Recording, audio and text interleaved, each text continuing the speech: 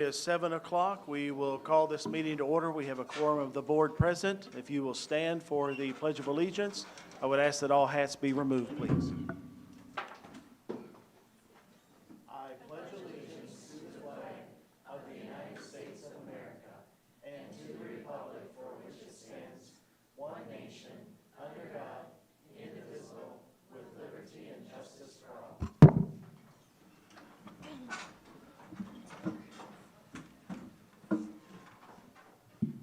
Okay, Mary Kay, roll call for attendance, please.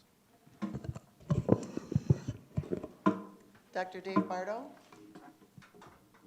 Bobby Brown. Here. Jill Maddock Nelson. Here. Kristen Matt Miller. Here. Andy Mary. Present. Danny Pyatt. Here. Angie Schreiber. Here. J.D. Schrader. Here. Catherine Solon. Here. Okay, we will move along to item 3, citizens and delegations, public comment. I see that we have some that have signed in. To permit fair and orderly public expression, the board shall provide a period for public participation at every regular meeting of the board and publish rules to govern such participation in board meetings. The presiding officer of each board meeting at which public participation is permitted shall administer the rules of the board for its conduct. And here are the rules. Public participation shall be permitted before the board takes official action on any issue of substance. Attendees must register their intention to participate in the public portion of the meeting upon their arrival at the meeting. Participants must be recognized by the presiding officer and will be requested to preface their comments by an announcement of their name and group affiliation if and when appropriate.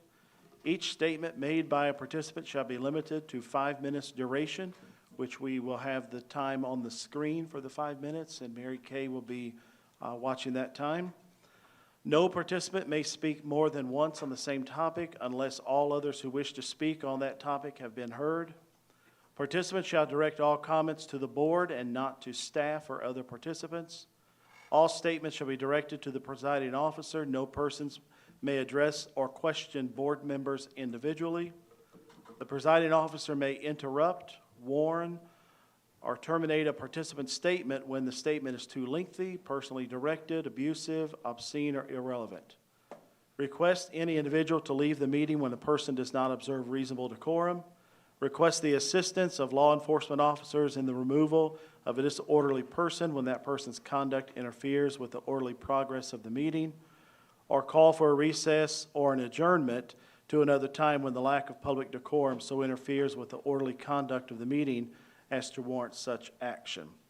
The portion of the meeting during which the participation of the public is invited shall be limited to 60 minutes unless extended by a vote of the board. Okay, having said that, we will go right down the list. Forgive me if I do not pronounce the name correctly. Number 1 on the list is Rachel Koss.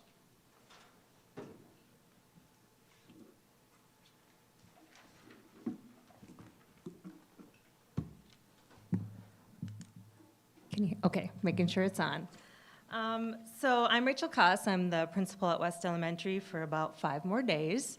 And I want to express my deepest gratitude to each and every member of the West community for their unwavering support, collaboration, and trust through my tenure as principal. Together we have accomplished many great things, and I am immensely proud of the achievements and the strong sense of belonging that we have made as a school community. It has been an honor and a privilege to serve as the principal of West Elementary, and I will forever cherish the memories and relationships that I have formed during my time here. I had confidence that West would continue to be a place of excellence and belonging for each and every student. However, this confidence is wavering with the lack of commitment of the school board to allow administration to hire my replacement. The interviews have been put on hold, even though there were qualified candidates who showed interest in the position when it was posted on May 24th and closed on June 2nd.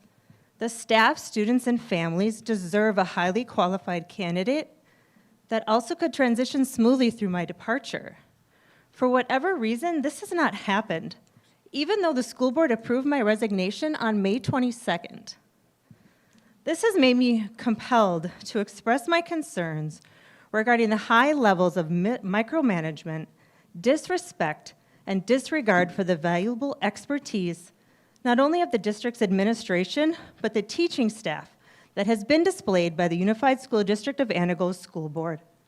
It is disheartening to witness the erosion of trust and collaboration between the board and the administrators who possess a deep understanding of the district's unique needs. Micromanagement hampers the creative problem-solving and decision-making capabilities of these administrators. It stifles innovation and inhibits the ability to respond promptly to the evolving educational landscape. The administrators and the teachers' experience and expertise should be acknowledged and respected, as they are best positioned to make informed decisions that benefit the students and the overall educational experience in the Unified School District of Antigo. I implore this school board to foster an environment of trust, open communication, and mutual respect. Collaborative decision-making, where the administrator's insights are valued and considered, will undoubtedly lead to even greater achievements for this district and their students. As concerned community members, it is our duty to support the district's leadership and their pursuit of excellence. I urge this board to take a step back, reassess your approach, and recognize the immense value that these administrators bring to the table. Encouraging a constructive partnership between the board and the administration will empower this district to flourish and positively impact the lives of countless students, including my own children, in the future. Thank you for taking the time to consider my thoughts and concerns. Thank you, Rachel. Number 2 is Ethan Roberts. Ethan?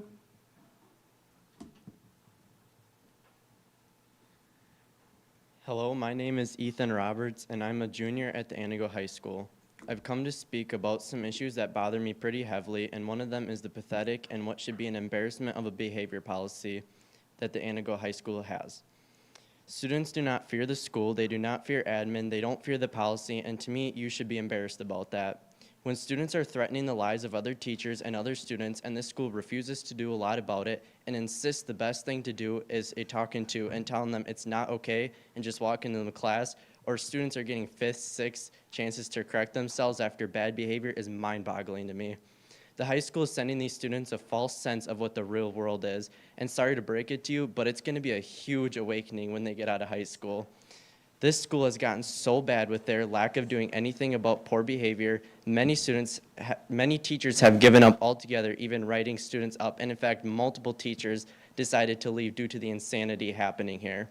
As a student, I don't feel safe being at the Antigo High School, and I know for a fact I'm not alone. When I'm around people who have gotten into multiple physical altercations and fights, and they're still here, it makes me feel unsafe, especially when they're back a day or two after the fight.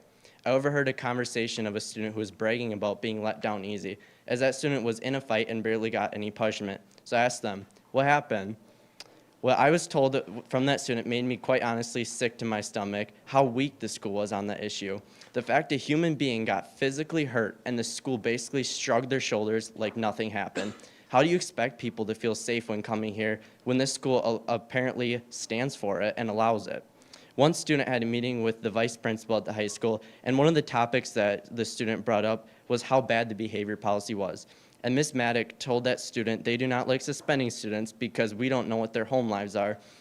And the school is people's safe place. And although I fully understand where that point is coming from, it's not correct. Using that same argument, I could easily say people find schools are safe place, but they can't anymore when admin refuses to punish students and allows them back in class.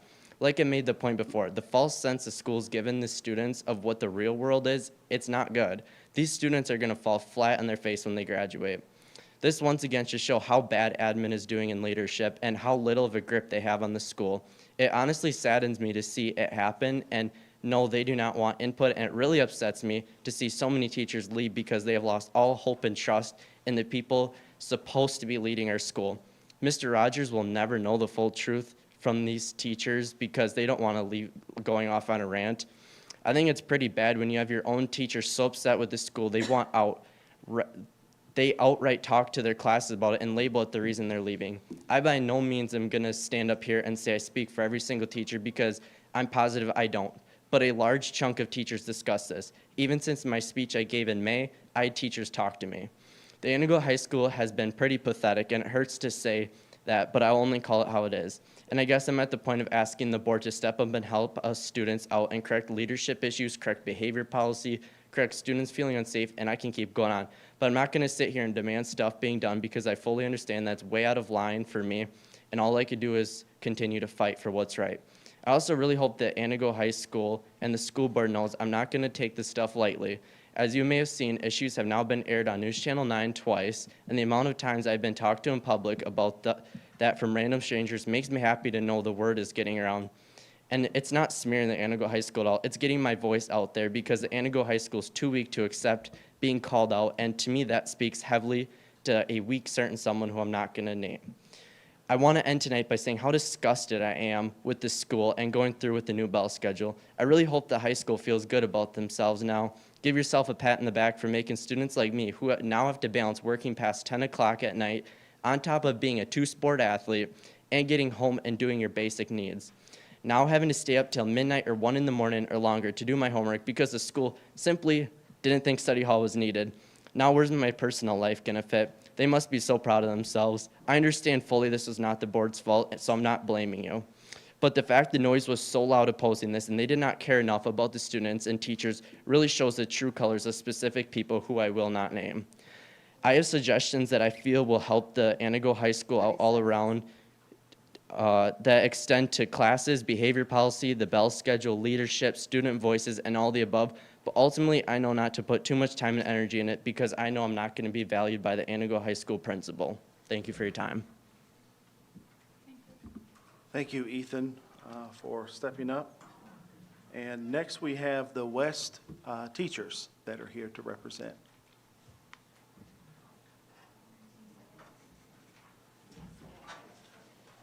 I thought Laura was going to come by herself.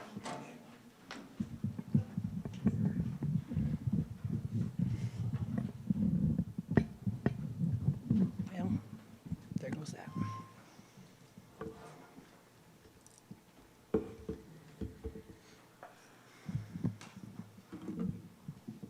Hi, my name is Laura Palmer, and I am a teacher at West Elementary.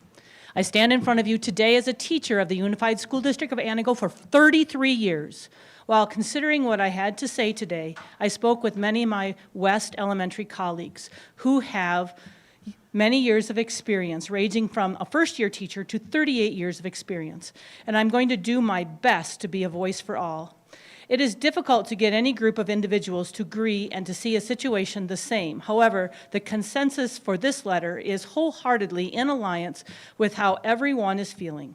We are hoping to do the 270 families, 180 students, and roughly 40 staff members justice in helping you to understand how your actions have affected our West family.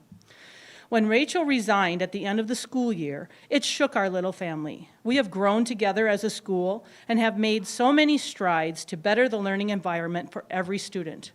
However, what has happened since has left us speechless and feeling incredibly disrespected and dismissed. An email by Dr. Sprague was sent out shortly after Rachel's resignation and the closing of the posting on June 2nd, which was asking us to be allowed a staff voice in the replacement process. Then, on June 8th, we received an email again from Dr. Sprague that stated, "I have been told the hiring process has been put on hold." That was the last communication that has happened with staff. This email has caused speculation, confusion, concern, and has left the staff super unsettled in what our future holds. In the policy manual, under Human Resources Leadership Policy Number 2, it states that the superintendent ensures consistent processes for the recruitment, employment, induction, and mentoring of employees, resulting in the retention of high-performing and diverse personnel. What happened that stopped Dr. Sprague from being able to complete this policy? Why has nothing been communicated to our staff in the past 3 weeks? We strongly feel that this delay has not only diminished our chances of being able to hire a highly qualified candidate, but leaves no opportunity for a smooth transition. Our little school has a lot of great things happening, and there is no way to have conversations about what is working, what are the best approaches for our climate, and how to best support staff and students at West. With Rachel's last day being June 30th, only a few short days away, and the next board meeting being July 17th, that leaves no overlap in leadership for a board-approved leader. There is no longer an opportunity to support and train the new principal. Unfortunately, whoever does end up in this position will learn through trial and rely on any personal experience, which could have been avoided by being proactive with the interview and hiring process that had already been in place. That is definitely not a welcoming environment. Honestly, it is setting up the person to fail instead of being supported. We would like to bring your attention to the ripple effect that this delay would cause. For the past few years, we have run short-staffed in many different areas.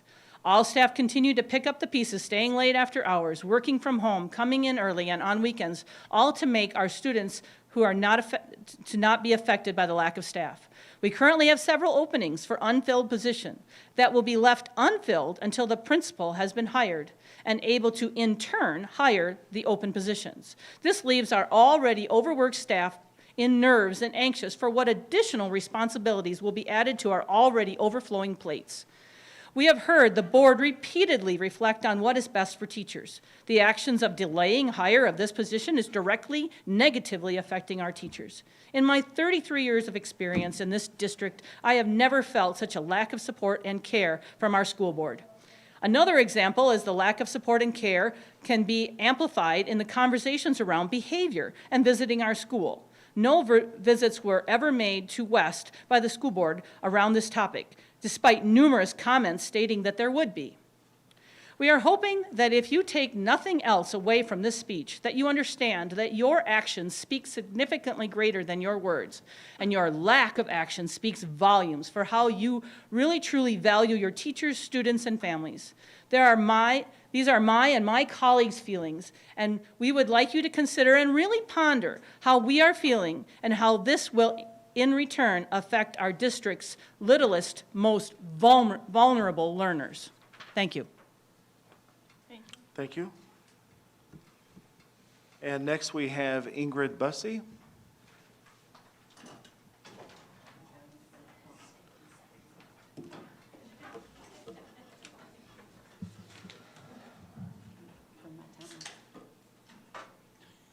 I'm just waiting for the time to change.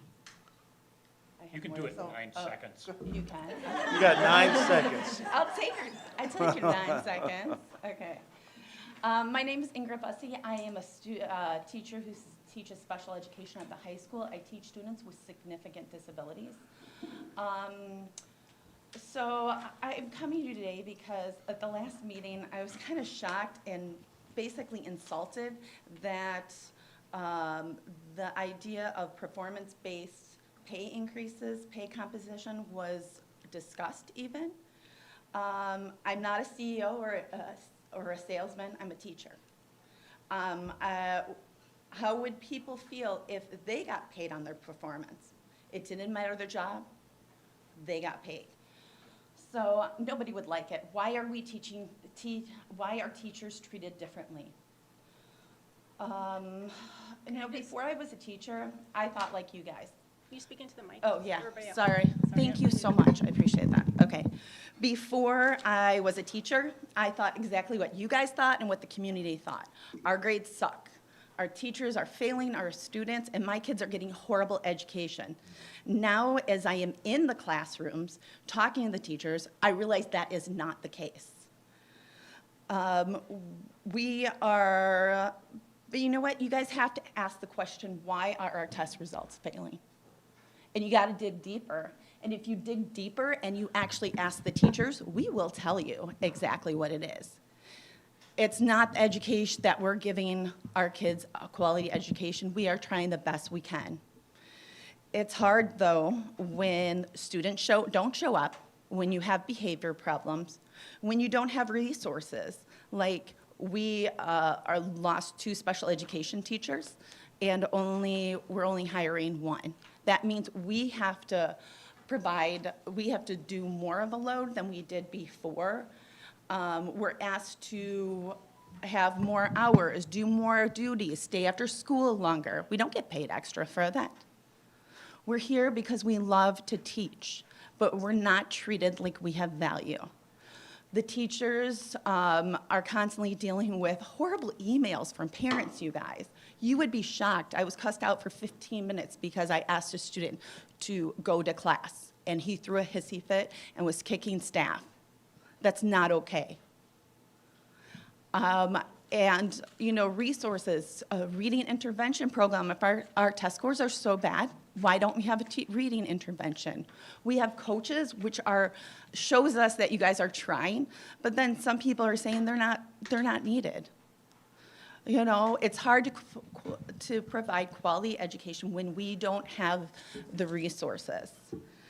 And we're trying, administration is trying, but you guys, I hate to say it, it's from the top down. We're getting told,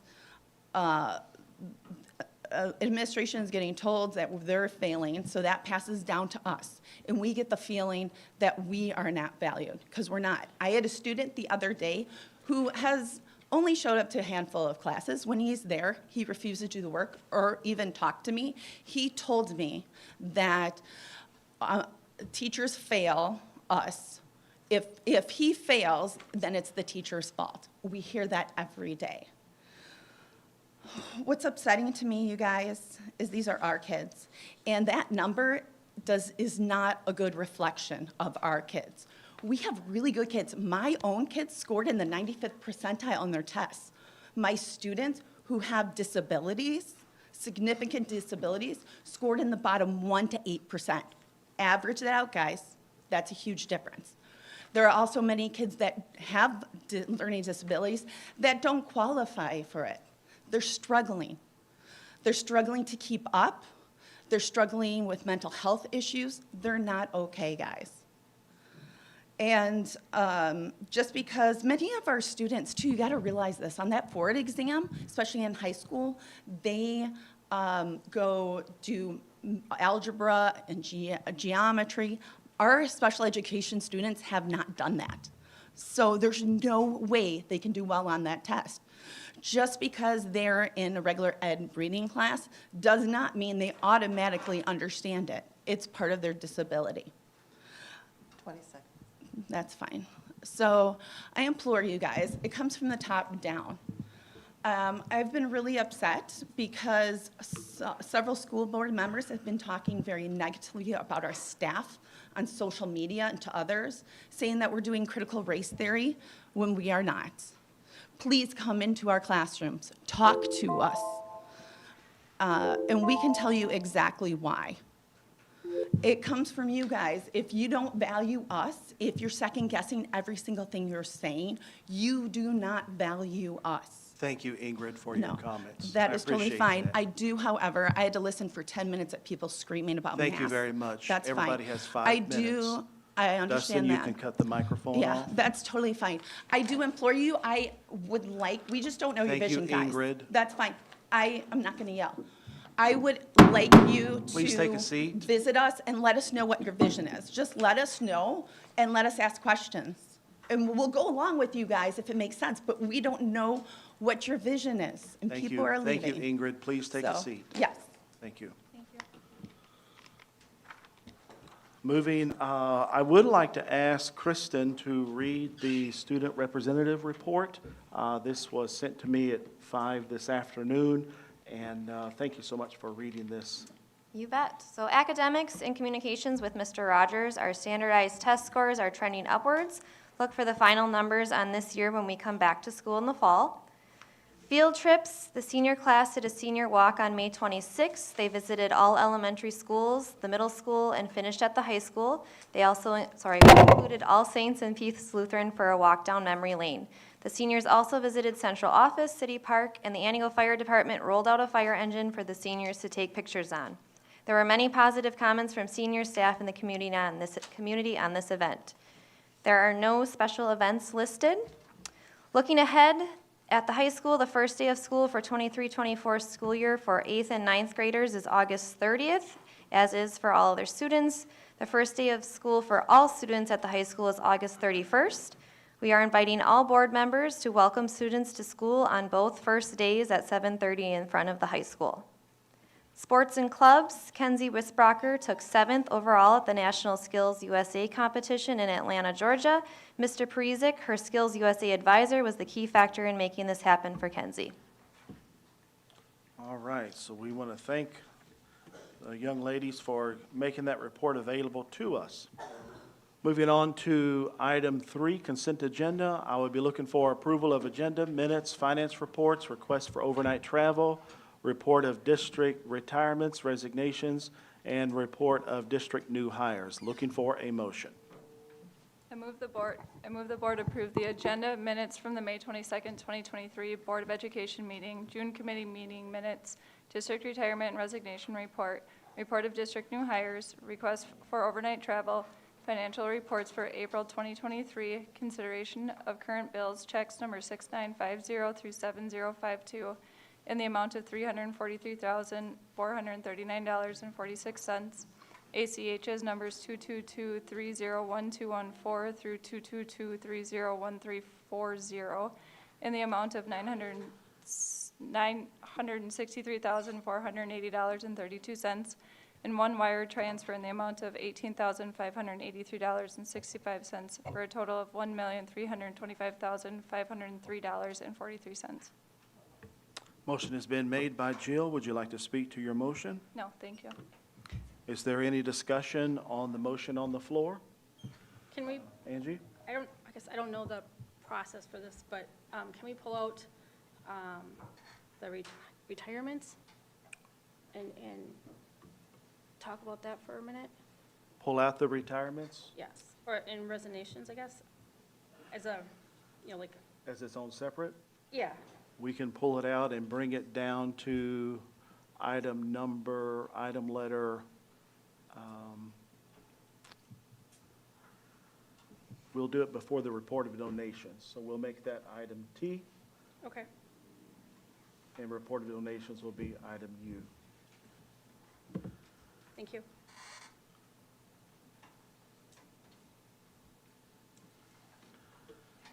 Any other discussion? Any other discussion on the motion on the floor? Can I ask for one adjustment? Can I have April changed to May, please? Oh, I'm sorry. I was Financial wondering that when I said it. When you read it, I was like, yes, so if I can have May. Then I think that, thank you. Okay, so the one word that will be changed is financial reports for April 2023 will read May 2023. Any other discussion? Thank you, Katie Ann, for catching that. Hearing no discussion, the voting device is now open.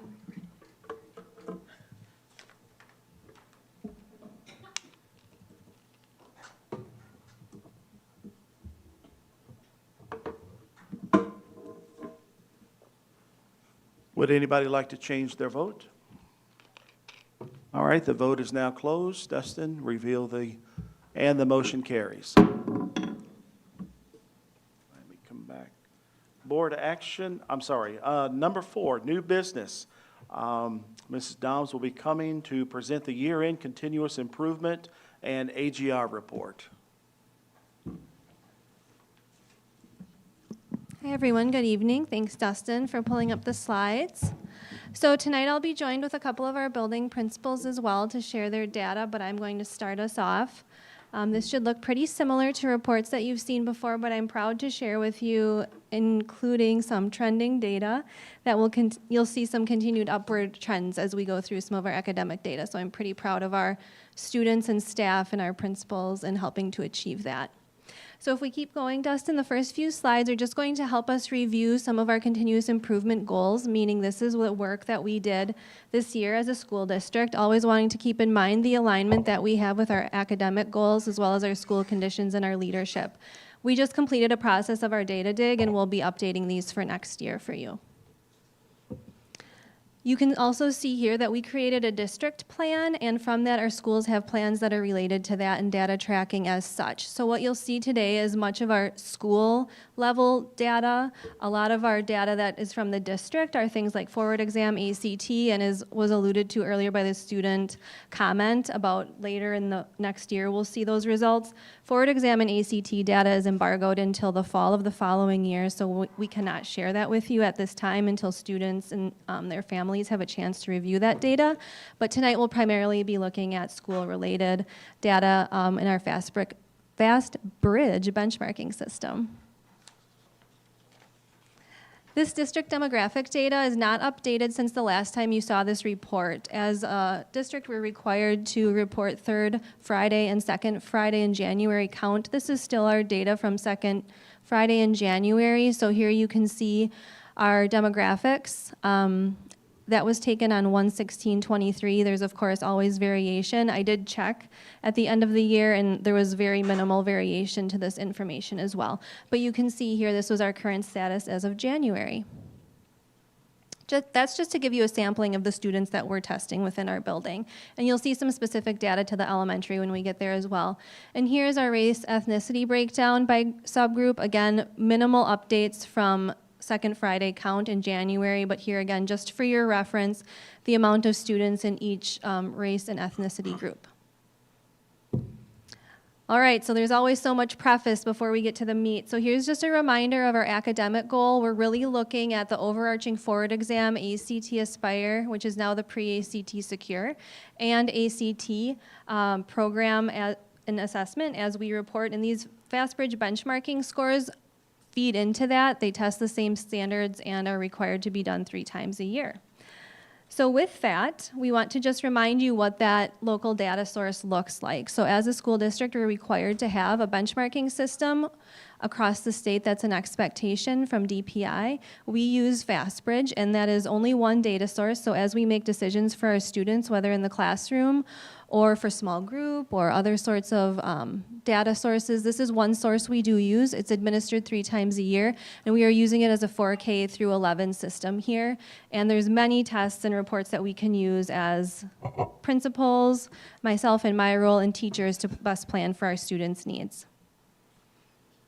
And now to the data. So here you can see the report's coloring will stay the same throughout. We've been trying to be as consistent as we can to help it be more understandable for the board. So here you can see this is for our district reading proficiency. This is district-wide. Okay, so you can see that at K1, they are actually taking an assessment called early reading. That changes slightly when they get in grade 2. They start to take an assessment called A reading. So we're assessing just slightly different things. That pace of learning at elementary is very rapid, so they test a lot of different skills very quickly. You can see there that our proficiency, if you add the green and blue together, we're hovering around 60 to mid-60s. That is improvement. Our goal is to reach 80%. You'll see some very nice side-by-side comparisons coming up next in the few slides. Yes, Angie? Can you just explain so everybody knows like what the metrics are in the meetings behind the high risk, some risk, low risk? Sure. So as you can see below, these are compared to norms. So that means students across the nation. This isn't just locally here in Antigo or across Wisconsin. So FastBridge is a system that tests thousands of students 3 times a year, and these benchmarks will change slightly, but if you're a student scoring in the 85th percentile and above, that means you're scoring in the normative group of all students tested in the 85th percentile and above. If you're in the green category, that percentage is 30 to 84.99, so that's kind of the low risk category, how they call that, kind of standard or what would be expected. At the 20 to 29.99, that's some risk. So we might start looking at what should we be doing, maybe having a little more concerns and deeper dives. And then at 0 to 19.99 percentile, that's where we want to start doing some explicit small group instruction and looking at what's lacking in skill. Thank you. Mm-hmm. So another measure we use is not only proficiency, but we also want to look at our students growing at the rate that they should be growing. And in the past, this has sometimes caused some confusion. We want students to experience typical growth, which means approximately about 1 year of growth within a school year, or aggressive growth, which would mean more than 1 year for a typical student within a school year. And the goal is to be at the 80th percentile. And it's exciting to see these numbers to continue to increase, meaning we are making a lot of growth for our students within a 1 year time frame. You can see in that grade 2 through 11 group, we are at 76% of our students having that type of growth of typical or aggressive. We had some classrooms this year have 100% of their students achieving in the typical or aggressive growth for this year in this last benchmarking. This is the first time since I've been here, and I've been here the whole time we've been using FastBridge, that's happened. 100% of students achieving at the typical or aggressive rate. That's because our teachers have been doing a lot of learning and digging into the data and understanding what their students' needs, and they deserve a lot of credit for that, as well as the liberty from their administrators to be able to do what needs to be done to help their students, but that's fantastic. As we continue, you can see some very positive side-by-side comparisons. We're looking here still at reading, so this is our K1 group.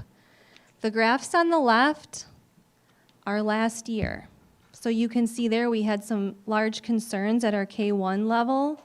You can see on the right, thank you for celebrating our success. Woo, like it. You can see on the right there, we definitely have made some fantastic gains within just a 1 year turnaround. The red bars are shrinking, the green bars are growing, and we are showing extreme success in this area. Much to our elementary teachers learning around foundational literacy skills, we have trained all of our teachers in that with either going to CESA 9 training and then support in their buildings from Amy McGovern from CESA 9, or they've also had the opportunity to do some online learning as well. So that's amazing success to see in just 1 year. Next slide shows us the grade 2 through 11. Now this is a much larger group of students, remember. That's comparing just 2 grade levels, so about 300 kids. This is comparing the majority of our student population. Again, you see the red bar shrinking and the green bar growing, and we are moving in the right direction. The next slide, you'll actually see our cohort data, which is trending by grade level. So a certain group, go ahead, Dustin, and switch it. So here you can see student groups as they progress through here. So sometimes those graphs can be misleading in the last slide. Like if I think of a K1 graph, those K and 1 students are in that group for 2 years, and then they're out. So 2 years later, it's a whole new crop of kids. But here you can see what I've done is taken the data of each grade level, and if I was a kindergartner of winter 2020, spring 2022, now I'm a first grader. Spring 2023, now I'm a second grader. And you can see all of those lines, for the most part, trending upward at the end there. We are making growth and progress. So that is very exciting to share. Next, we're going to look at our math proficiency, similar slides. So here you can see at K1, we're starting to see and really nearing the 70th percentile of proficiency, and also increasing in our 2 through 11 grade band and mid-60s. This is exciting to see, again, looking for 80% of our students at low risk or college pathway, so we're definitely getting there. Next year, we'll actually start having some math learning for our 4K students as well, so that's exciting. They've been having some math, but we're going to target some focus on that too.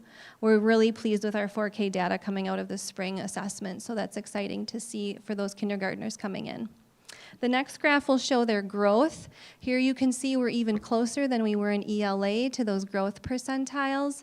Again, we want that blue bar to be at about 80% for typical or aggressive growth, and we're getting very, very close in the area of math. Again, recognizing the 2 through 11 bunch is a much larger crop of kids than the K and 1.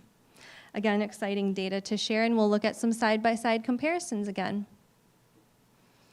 So here you can see not as much maybe stark difference as before, but you can see that we're slowly increasing again and decreasing the amount of students in the red. So that's something here to pay attention to.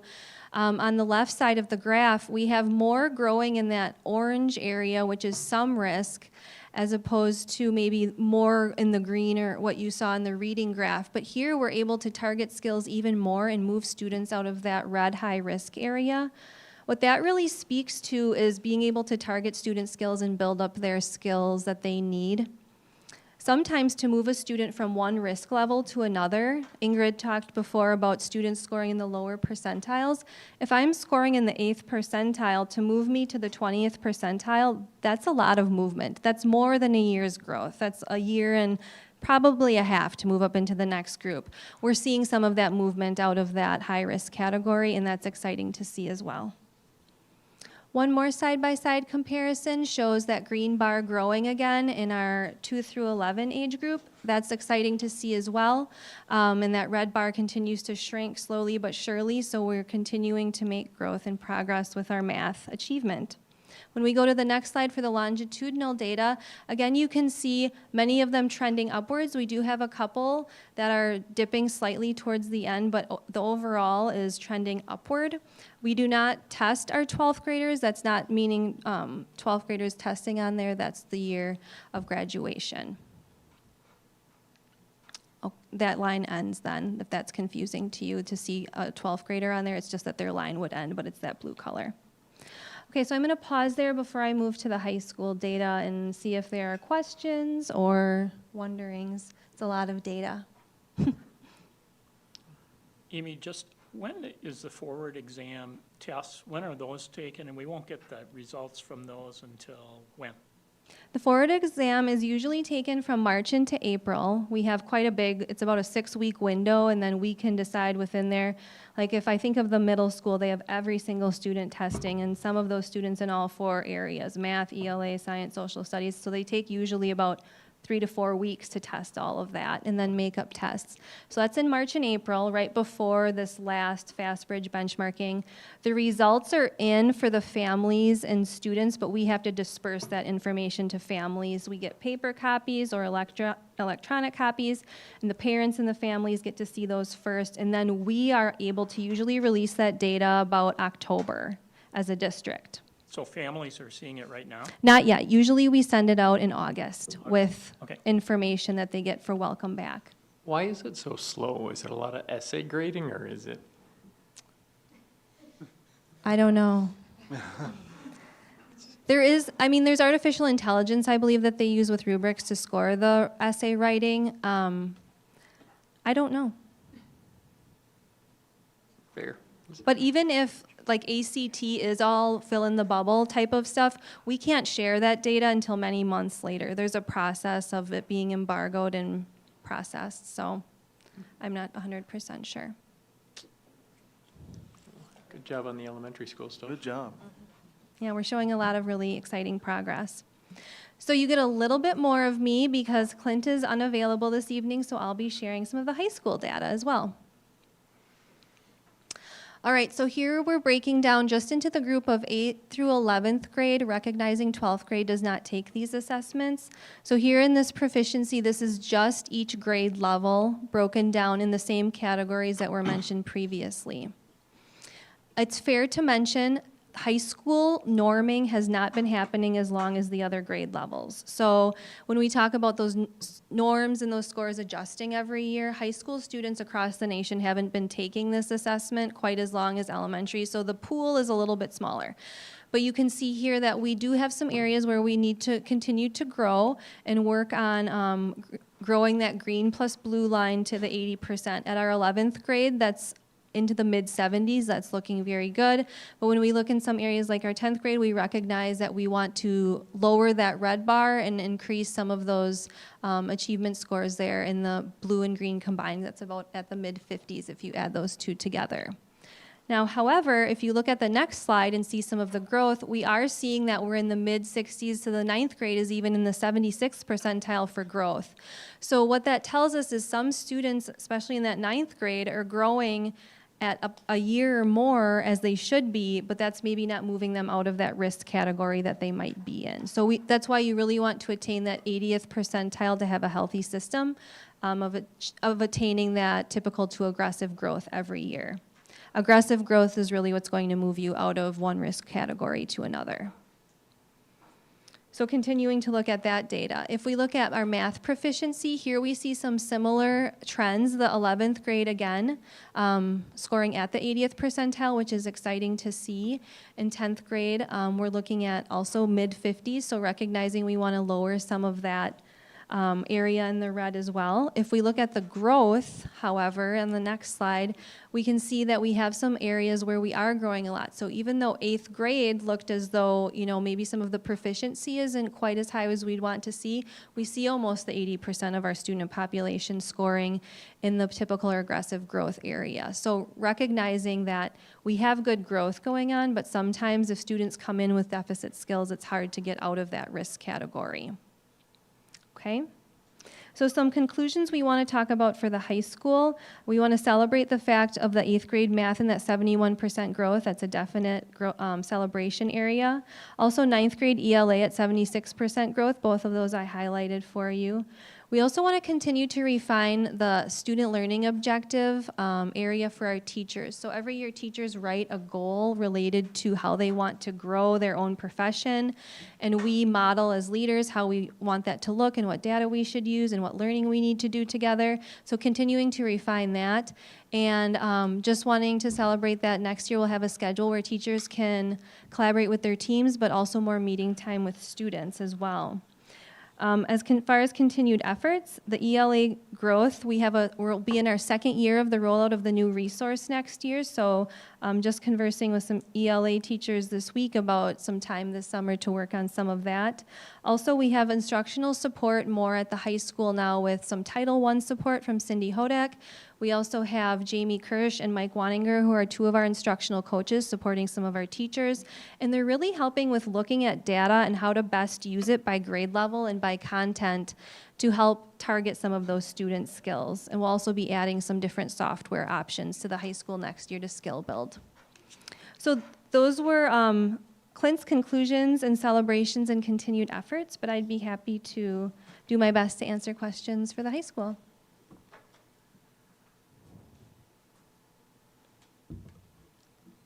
Amy, do you think we need to be kicking more kids out? Going to the public comment there? It's a little unrelated to my topic here. I would agree with that. I feel like you're doing Yeah. great in rolling with the data. Yeah.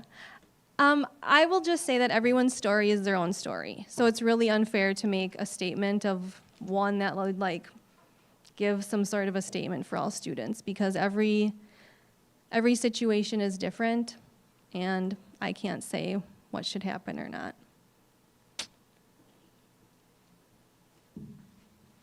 All right, I'm going to hand it off to Heather and Teal for the middle school.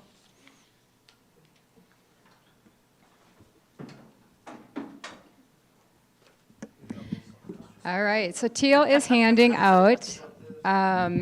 We had a presentation with our staff at the end of May, and one of our focus areas was looking at the trends. So we didn't put everything in this slide because we wanted it to look very similar to everybody else's, but we felt it was very important that you all have an opportunity to take a look at the hard copy of our trends. Unlike what you saw up here, what Amy had showed with the trends, it was left to right. When you're looking at ours, we actually have it's right to left. So make sure that you look at the year on the bottom. But yeah, so our staff was very excited to see. And at the end of the year, Rachel was able to pull together the 3rd grade growth. So if you do just flip it and go to, let's say AMS or AMath Fall Spring, it'd be up on the top right. Rachel was able to put together because we can't see everything from the elementary schools, so she was able to kind of throw that together for me so that we could at least show our 4th grade teachers that they are making progress, because a lot of times in that 4th grade level, they don't always see everything that's coming in from 3rd grade, so they're not always feeling as like they're making a great type of strides. So that was great that she was able to put that together. So thank you, Miss Rachel. So let's just go back into the slide presentation. You guys can look at the trends on your own. And we have our A reading. That was our first one, right? Okay. A reading, we have our growth. You can see that all of our levels have been very close to getting 80%, which is again what our goal is, going off of what Amy has already shared. Our 6th grade has been, for the last couple years, even with change of teachers and so on and so forth, we're very proud that that tends to be that one grade where our ELA, our strength of our teachers and the skill set seems to be very strong in that area. It's strong across the board, but that's just one area that we feel needs to be noted. So with that, we're very proud of our A reading. We took a lot of pride in doing small group this year. We have been learning more about like what we can do to work on that skill set, like that aggressive growth. How do we have students reach a higher level by getting into some of these small groups, but not just in language arts class. We also talk about it in social studies, science, math, all of our SLOs, we work together, and we've been doing that for the last few years. And Amy helped lead us through that when she was our principal. Is there anything you want to say about reading here? I'll just help correlate for you guys. Like, that's this year's showing that growth. And one thing that we really wanted to take a look at this year was going back and seeing how that has grown over time. And so that's where this handout comes into play a little bit. You guys can correlate right there with 6th grade and 5th grade and all those, but I'll do 6th grade as the example for that A reading. If you look on the second page there in that top right corner, Right, the second page of the back of the first page? Yeah, back of the first page, you got it. In that top right, we pulled the 3 year. So if you had gone back to the 2021 school year, it would have been at 50% typical or aggressive growth. It grew to 59, and then this year it jumped up to 84.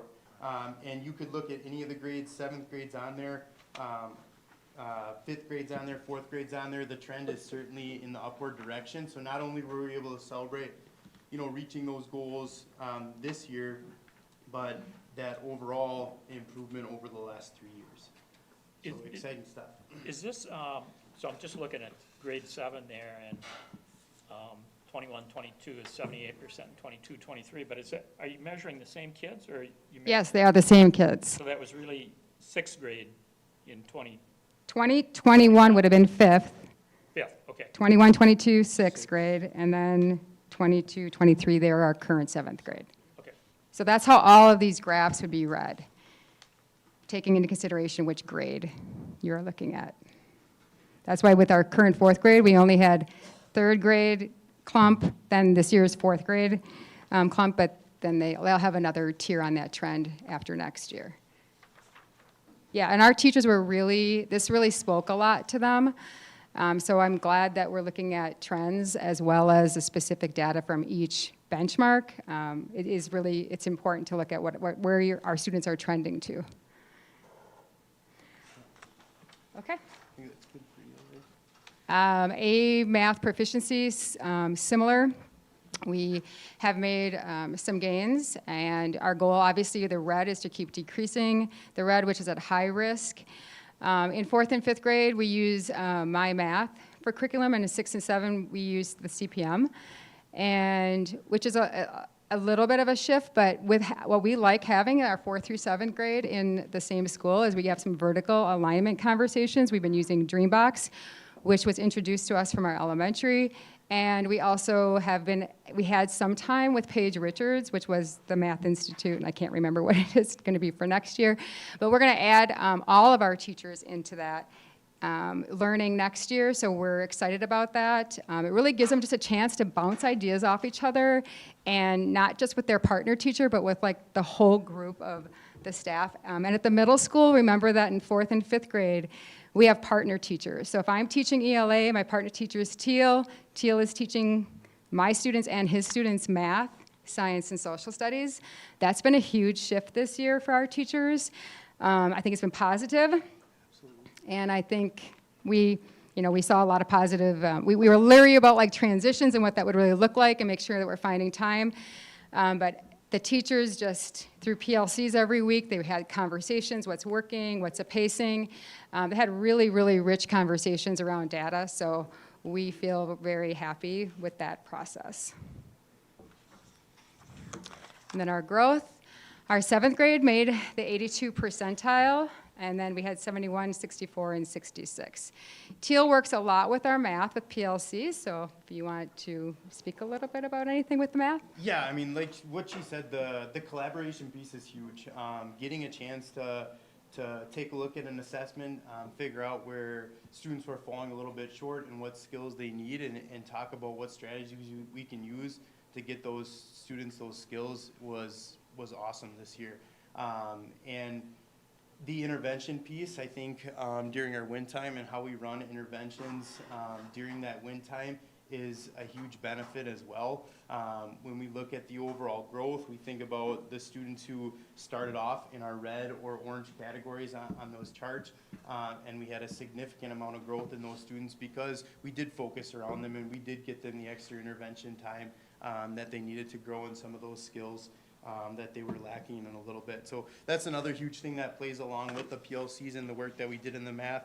I'll just point out one more time, we did the 3-year span for the math as well, same as the ELA, and we also saw significant results. You could look at 6th or 7th or 4th or 5th. 3-year spans going from like 44% and ending up at 71%. So huge growth over the last 3 years. Credit to all of our staff and our students for working really, really hard on the tests and working really, really hard on all the skills and together to pull it all together. So it was awesome. Just excited to celebrate it all. Yeah, one thing we noticed with right now what we're looking at is the way that automaticity is something that we've been working on a lot too, which you're not seeing all the trends here on that, but like the math facts. The students coming in with that, so we're monitoring that as well. We're just not using that as a specific goal as an SLO, but our teachers take pride in making sure that they have their math facts so that it becomes easier for them with their problem-solving skills.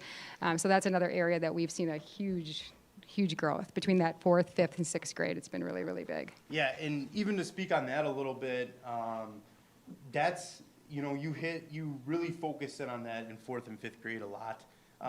And it's about finding that balance of working through the automaticity versus working through kind of some of the comprehension and those type of problems that would be in your A-math tests and kind of balancing that out. If you look at our automaticity scores for 4 and 5, they're actually even higher than our A-math scores were.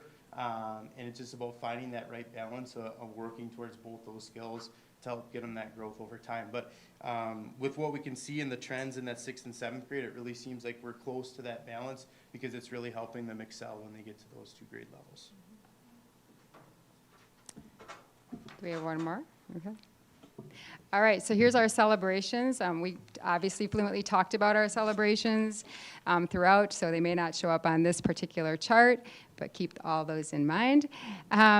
We had collaborative effort. We talk about that all the time. We are very lucky at the middle school that we have collaborative time every single week for our math and ELA teachers. Social and science we do every other week.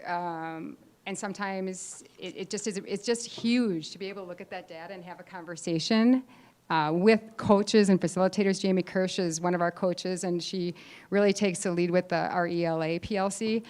That builds trust. You can have those vulnerable conversations, and it benefits the students.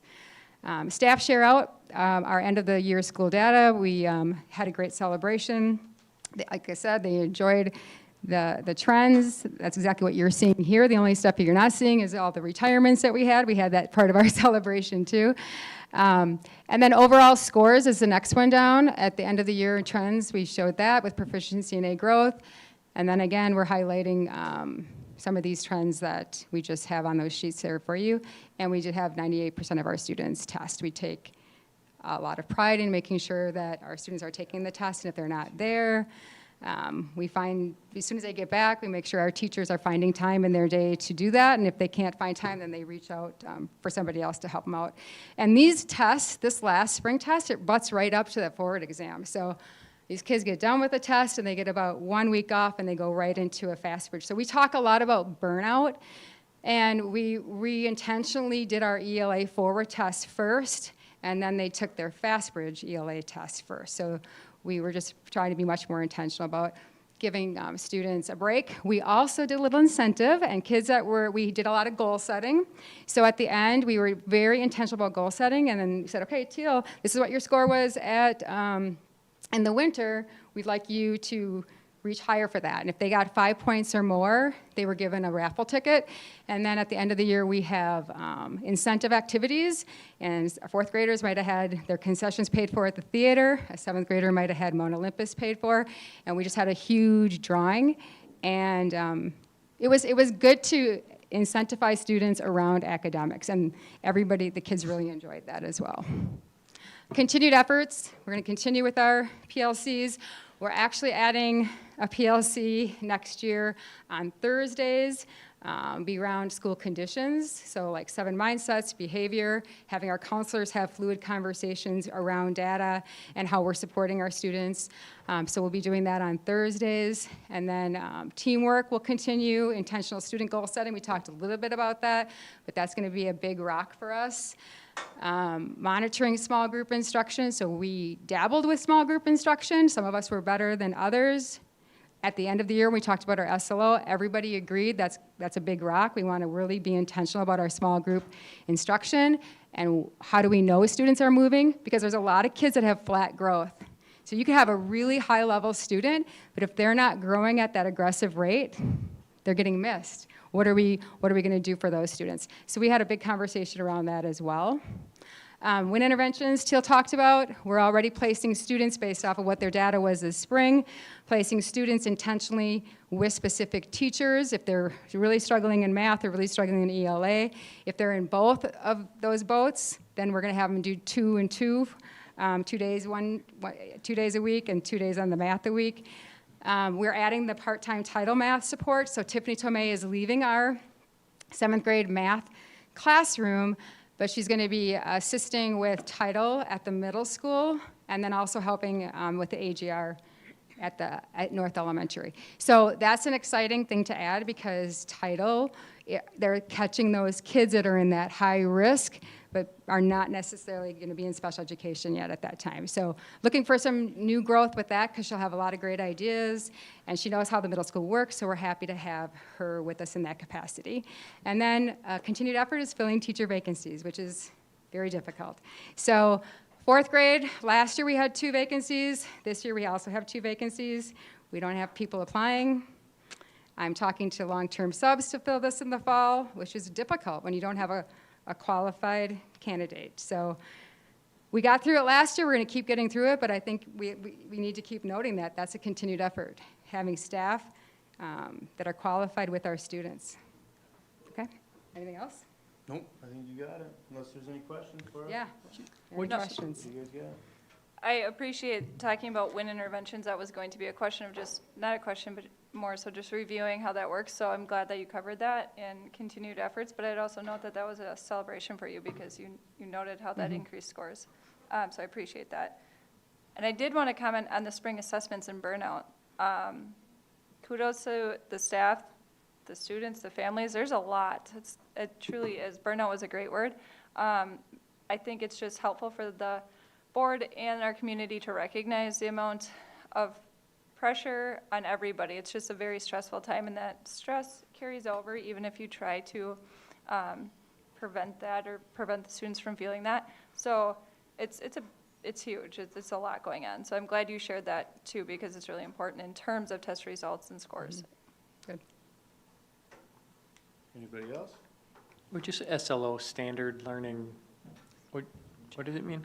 Student Learning Student objective. learning objective. Okay, will you So our learning objectives at the middle school, our 2 main ones was around academic, and it should be right here, yep. Second slide, so it's on the front page, top right. So 80% of our teachers picked one of these 2 goals. I had like music and band. They picked an academic, but they focused in on some writing, which we're going to focus in on next year too, is writing. But our 2 goal statements this year were during the 22-23 school year, 80% of students will be at or above moderate growth rate in A reading and A math, as measured by the spring growth report. So when we talk about this, we're constantly talking about this and checking in. Like I said, weekly, they're meeting as a team, and we're having these conversations. Maybe not specifically about that goal, but the goal is always talked about. Like, we're going to pace out this lesson. What did you do, Teal? I didn't get that result for my kids. Having those honest conversations are just happening out each week. And then Many of our students, or many of our staff took the second SLO, which was around school conditions, which we use the 7 mindsets this year, which we hadn't done that before. Last year was our first year with it. So lessons learned on that. We didn't ask really good, great questions. We had to rephrase the questions, and we dug into that with our leadership team. And so we feel like we're much more prepared for our school condition goal for next year. But again, writing is going to be a huge conversation. We've already started the conversation, like what's a rubric for writing? So on the forward exam, you have the text-dependent analysis, and they have like our standards and our rubric, what that's going to look like. Why do we wait for that? We shouldn't be. I know East Elementary went through a lot last year. Tom led that conversation with his team. And writing is a huge piece. If you can write it, you can speak it. It's not just about, one thing or the other. How do you balance it? So that's just another area that we are going to focus in on. The second page, bottom right slide, ELA SLO results, we just talking through how to read that graph again. So that chart there, they specifically had a targeted group of students that they worked through for their intervention, which was the students that were in that Tier 2 intervention for reading. So of those students that were in there, they tracked what was their growth. So of the students in that Tier 2 intervention, 88% in 4th and 5th met that goal, 83% of the 6th and 82% of the 7th graders. So those were the students who were 20% or lower on the initial fall assessment were in that targeted group.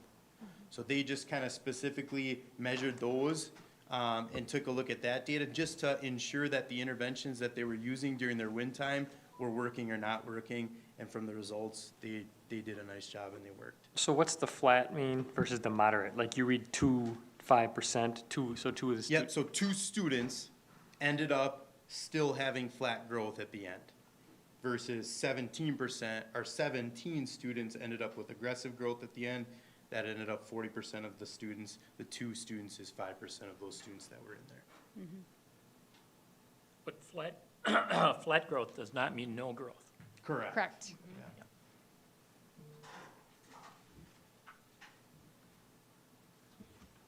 Any other questions? Thank you. Thank All you. right, thank you guys for your time tonight. You're going to go? Yeah. Jill's got to go roofing.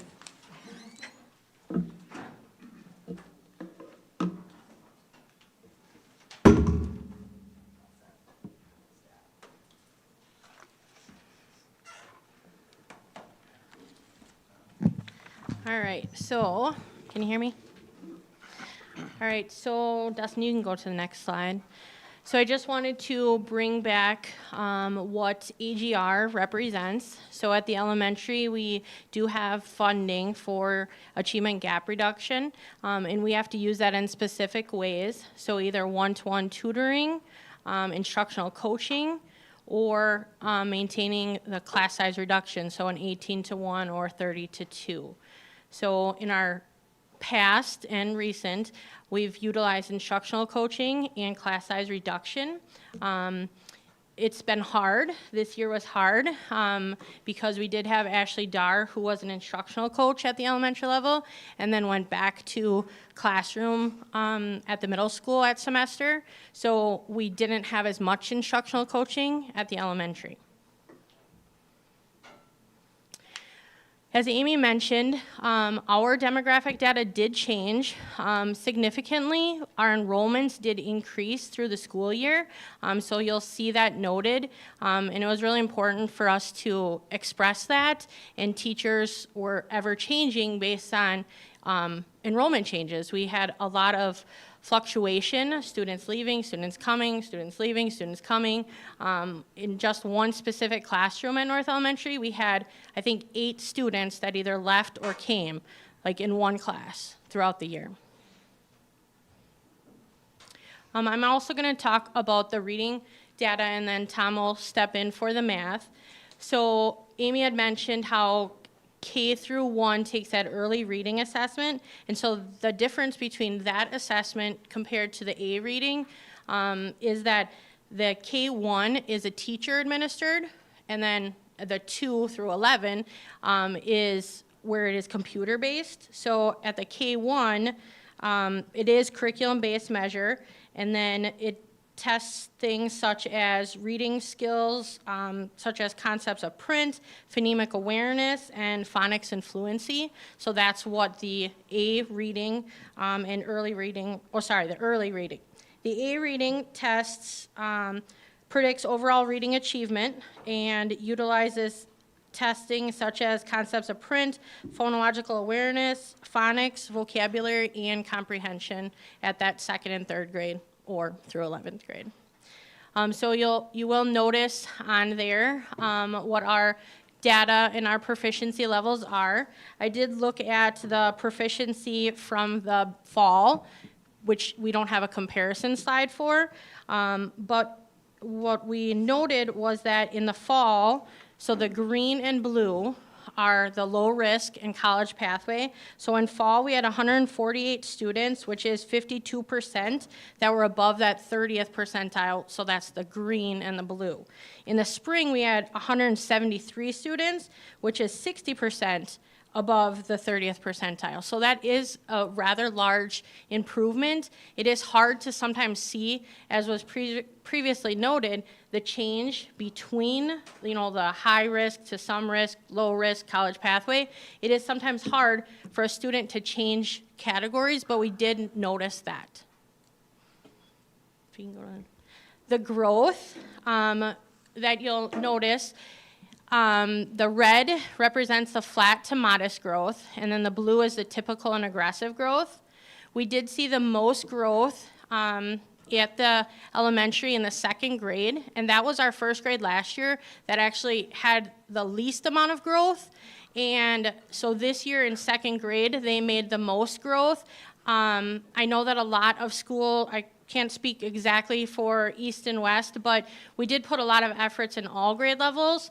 But at North specifically, we focused a lot on pushing in instruction in that 2nd grade to provide like core plus more and then plus more, so that they really receive that core intervention. We utilize Fast for Success training to help us understand and learn more about what our data was telling us, and then to determine if there was a core intervention needed and what tools through FastBridge and through FastBridge interventions that we can provide at a core level as well as supplemental level. How are you doing that, Donna? How are you pushing more at 2nd grade? Is that with IAs or with? Yeah, so I have this on a spot for North later, so I'm sorry I brought it up early. But so at North, we utilized our reading interventionist, so our title, and then Jolene, who's a reading and math support teacher. And instead of just pulling out a small group, for 2nd grade, we pushed in and used a direct instruction program and resource to really focus in on really providing that direct instruction to all students. So they received their core level, and then they received through an additional for all students in small group. So Jolene, Bethany, Kathy all provided that specific intervention to students. And so all students received that at 2nd grade at North. So I know that grade was a great concern last year, and but why wouldn't we do that for all the grades? Well, we did try to hire targeted 1st and 2nd grade teachers to really target that support. Unfortunately, we weren't able to hire those 1st and 2nd grade targeted teachers because there wasn't the applicants. Now, again, I can speak a little bit to East, but at North, I was able to hire a half-time teacher, and I believe that Rachel also hired a half-time. Tom had worked out, and I think this coming year has a teacher in that role, and we want to support all, but sometimes we need to start at least with one grade level, and that was what we saw was our grade level at North that had the most growth to do because they were the lowest performing. So we really wanted to try and catch them up. Our plan for next year at North, I'm sorry, I'm jumping a lot to North, is that we want to continue that direct instruction for our 3rd graders because we still need to close the achievement gap. So yes, we need to increase all, but we really wanted to focus on a targeted population. Okay, thank you. Okay. So on to math. So this chart shows our K-3 math performance, and like what Donna said, there's really two different types of tests being displayed up here. So K and 1 have a teacher-administered test, and 2 and 3 grade levels are using a computer-based assessment. So for math in the early grades, it's early numeracy skills that are measured. So I'll just kind of list some of the different areas. Naming numerals, using mental number line, counting with one-to-one correspondence, understanding the relationship between numerals and quantities, composing and decomposing numbers. There's several different composite subtests, and those change from fall, winter to spring, and it's based on the research that Fastbridge has done on how to best assess learners, particular times of the school year, what they ought to know so that they can gain that year's worth of growth. So when I looked at this chart, I was trying to figure out how to best describe it, or how to best to look at it. So if you take, let's look at the green bars first. And if you just take a glance at that, you see a downward trend. And if you were to take the green and the blue and total it up, you see a downward trend in the percentage of kids staying in that low risk or college pathway level. So I did total those numbers up, and I can pull it down here.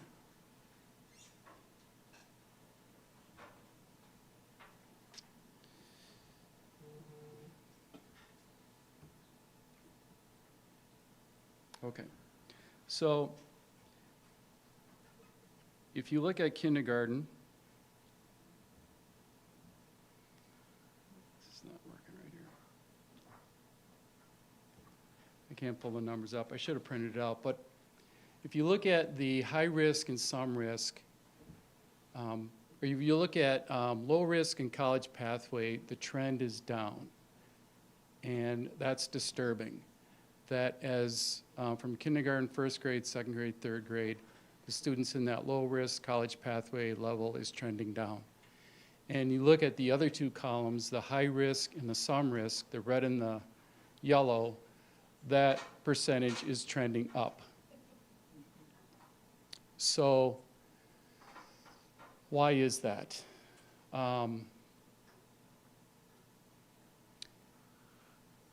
Let's look at the next slide. The next slide, you see a similar trend. If you were to put a trend line over the blue bars, the typical and aggressive, that's a downward trend in the percentage of kids that are meeting typical or aggressive growth. And if you were to put a trend line over the red bars, that's an upward trend. As you go from kindergarten to third grade, you have a higher percentage of kids making flat or moderate growth. So, Dustin, would you go back to slide 27? Back into the middle school slides.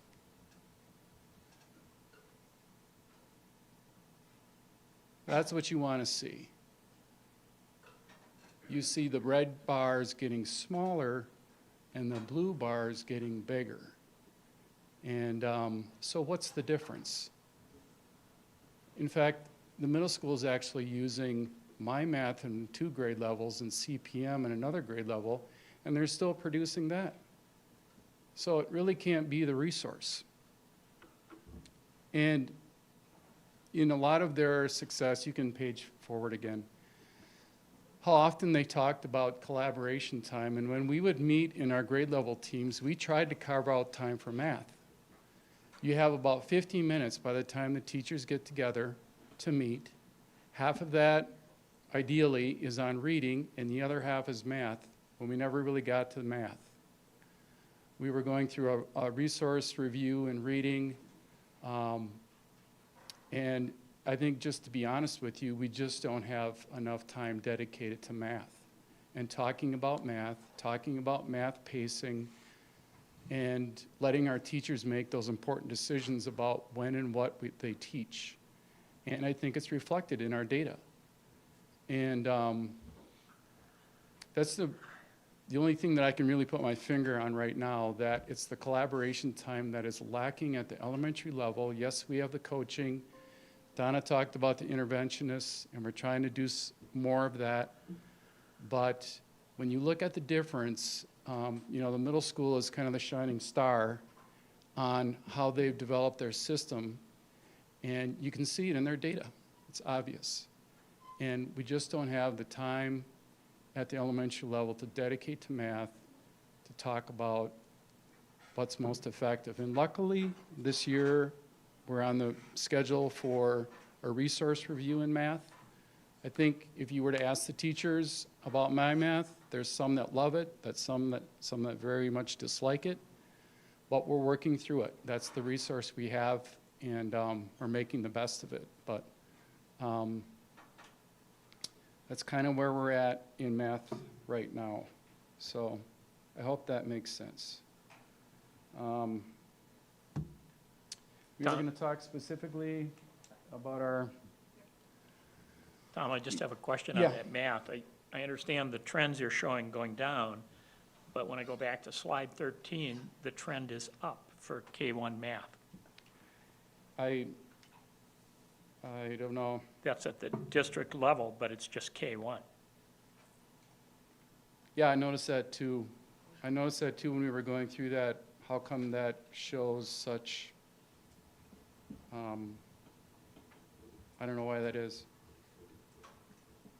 Amy or somebody back there thinks they have the answer to my question, but it's up to the board president to recognize you. Sorry.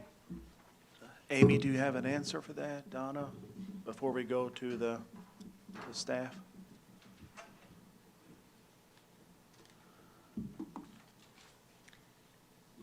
Sorry, I'm just looking back at my data. So we're putting all of the students together when we look from a district lens, and that's all I can really share with you. Like, if we broke it down by student, we could look at that more closely, but I think that what Tom is pointing out is just some of the differences by grade, but I don't have a better answer than what he is saying right now.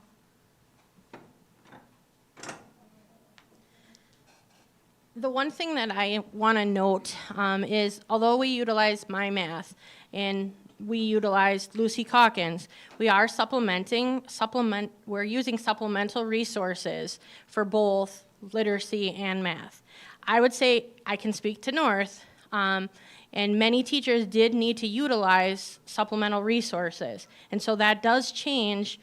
You can't look at the data the exact same because we're not all following the exact same curriculum. And I would say more so for literacy this year, with knowing that we're in an ELA resource review, we're utilizing the resources that they're reviewing. They're trying it out in literacy. In math, they too were trying out different things to best support the students that they had in front of them.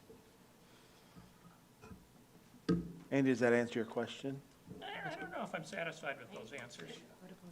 Can I Come hear on, yeah, come on down to the more mic. answer? Tricia, thank you. So you're just talking about like the overall, like if we're looking at second and third grade, I think we have to also take into account that those kids coming in with those lower scores were COVID kids. Like they had virtual 4K or no 4K, and they had a half virtual and a very rough kindergarten year. So as overall, I teach second grade. They came in not at anywhere where they needed to be. So for us in second, and I know third grade, we were really focusing on that growth because we had so many gaps to fill that we had to take that supplementary stuff, and I was pretty much teaching first and then trying to teach second integrated into first grade, you know, to catch them up. And so I think those overall numbers look lower in those grades because we're forgetting to take that into account. They missed a lot. Does that make sense? But overall, the trend seems to be going up because they are growing. Okay. We're catching them up the best we can. So, Does that make sense? yeah, that I'm looking at a growth trend here. Yes, so that's the growth trend. So they are growing aggressively, but they're still below where they need to be because of everything that was missed. Okay. Does that make sense? I put those three answers together, yeah. Okay. I'm good. That is a helpful point that I'm glad you shared, because we have not talked about COVID for a long time. And that definitely plays a factor in our results, so thank you.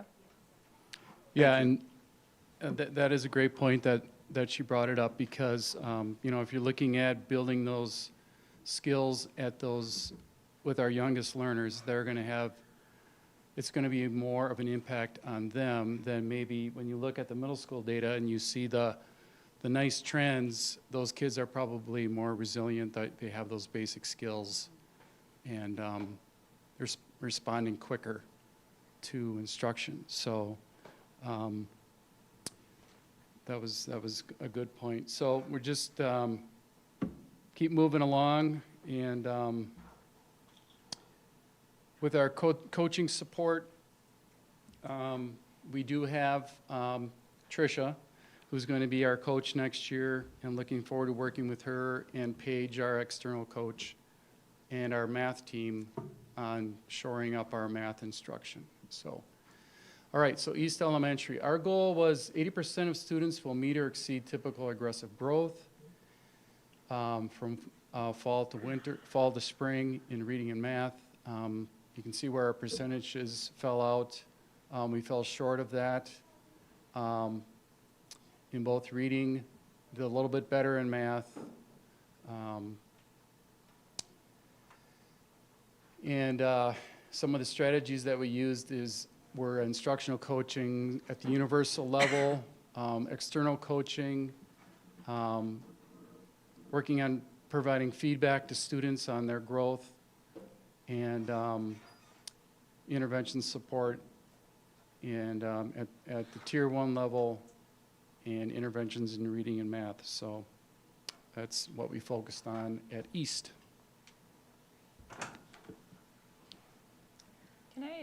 I just want to go back to your point of elementary in general. I appreciate your feedback. I've shared this. Tom and I have had conversations about collaborative time. Donna, you've spoken on it in prior meetings and the importance, and that elementary is missed. And I know in the past I did not support it because there wasn't a strong plan in place to really implement that time appropriately. But I'll continue every time that you bring it up to share my support, with the hope that there is some ability to schedule an intentional time at the elementary level for that collaborative time, because what I'm hearing, correct me if I'm wrong, is collaborative time at the other buildings is successful because you can really review data, grade level data, where at the elementaries you can have the data, but you're not able to collaborate on it and directly discuss and implement changes that work in real time. You're always kind of behind the 8 ball with that, correct? Yeah, there's a phrase called data-rich, information-poor. Yes. And that's kind of where we're at. I would like to say, though, that at our buildings, we are able to have that collaborative time, and we truly worked hard to hold that time sacred.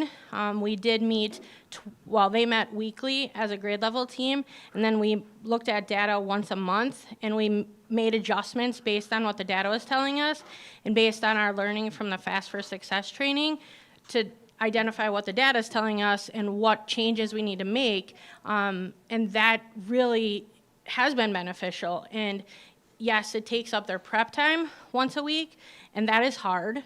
But at the elementary, we do have that building time built into their schedule, and we do hold that very sacred. And it is very important that they meet with their counterpart, and the interventionist attend, principal attends. Like, we're all in that data discussion together. We see how it could be even more impactful to have that district time for collaboration, as we only had it once a month for 45-ish minutes. And so that's really hard to move the needle as a district when we can't have those discussions at the district. Yes, so just to be clear, I know that the 3 buildings at the elementary levels are very creative with their time and utilize that time appropriately. And so I support increased discussion moving forward on collaborative time for the 3 elementaries. Okay, sorry, keep going. All right, so North performance objectives and strategies. So for reading, we set our goal for 65% of students to meet or exceed the typical and aggressive growth. The reason being is that we're starting with last spring's, which was around 60%, maybe even a little lower. And to set a goal, we know that the district's goal was 80%, but we wanted to also set a realistic goal. So our goal was 65%. We did have 61.25% of our students that did meet or exceed the typical or aggressive growth rate in reading.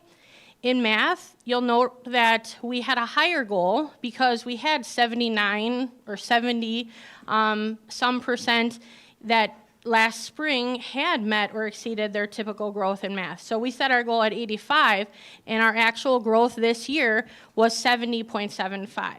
Tom had mentioned the strategies. I also wanted to note some celebrations. I started talking about this a little earlier. But I wanted to express and celebrate second grade data.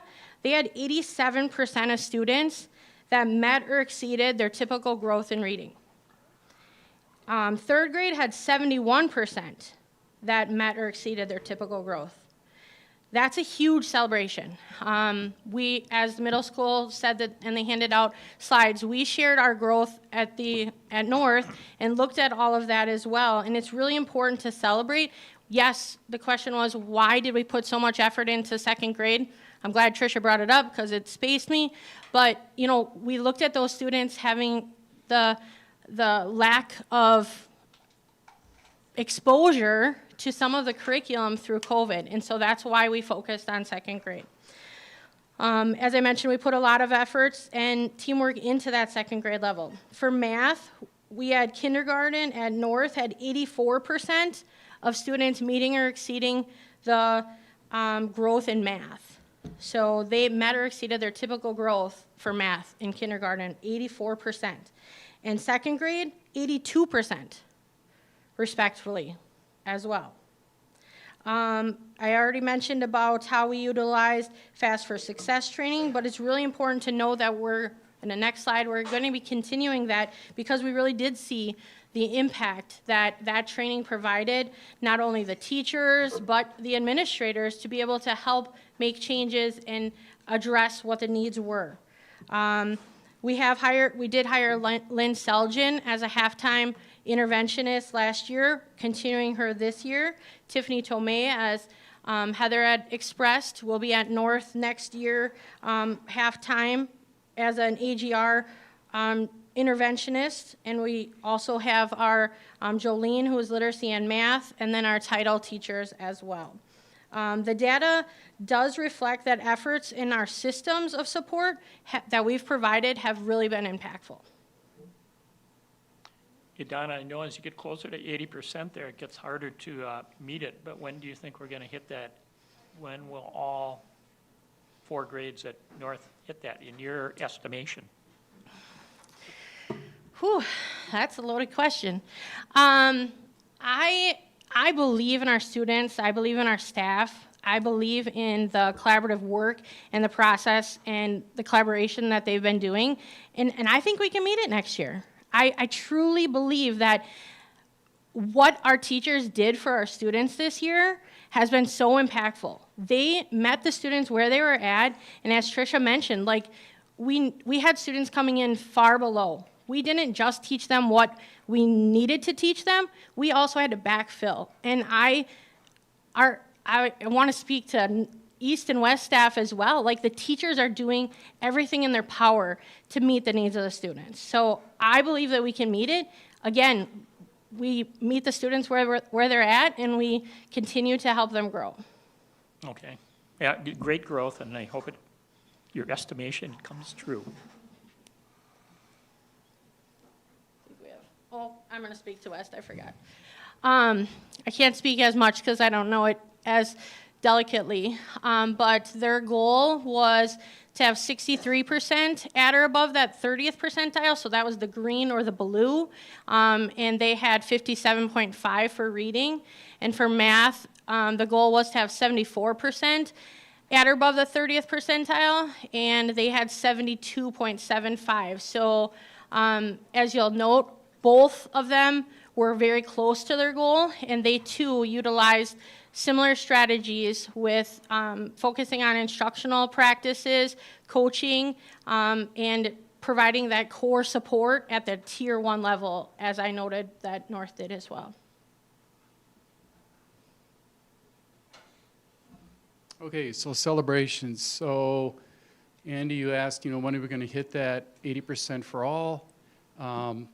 Our Fast for Success training has really taken us much further in understanding how FastBridge can help us understand the data and how to respond to the data.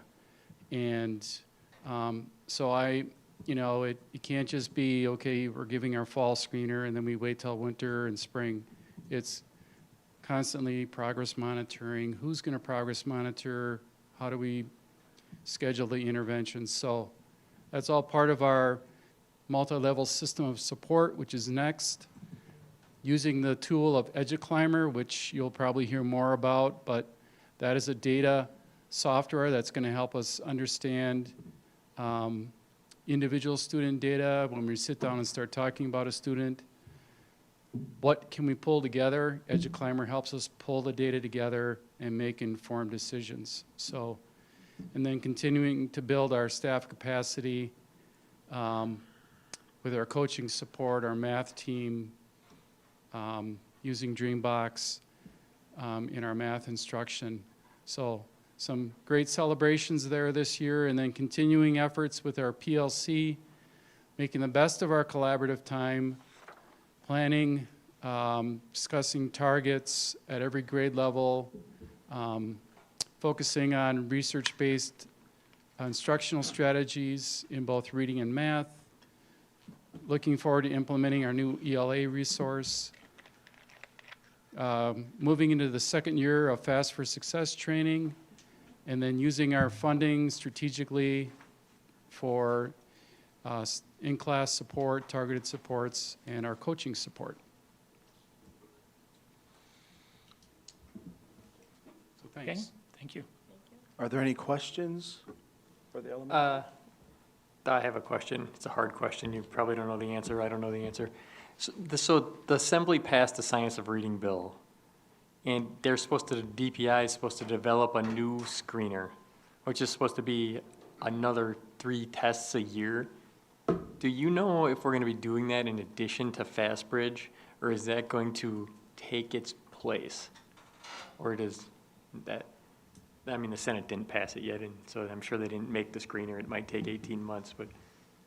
Yeah, we don't know any more information than that right now. I actually have the bill printed for this meeting, and I feel really confident in the processes that we've been doing, not only training our teachers in the foundations of literacy training at CESA 9, but also all of the tools that we use in selecting a new resource for our ELA are directly aligned to what the expectation is of the reading league. So they talk about systemic and explicit teaching in the components of phonological awareness, phonemic awareness, phonics, building background knowledge, oral language, so on and so forth. I'm not going to read them all, but those are all of the elements that our teachers looked at the materials through the lens of. So I feel extremely confident that if we're asked to complete additional screeners or use the one that we are, that we will have something that's solid in that process.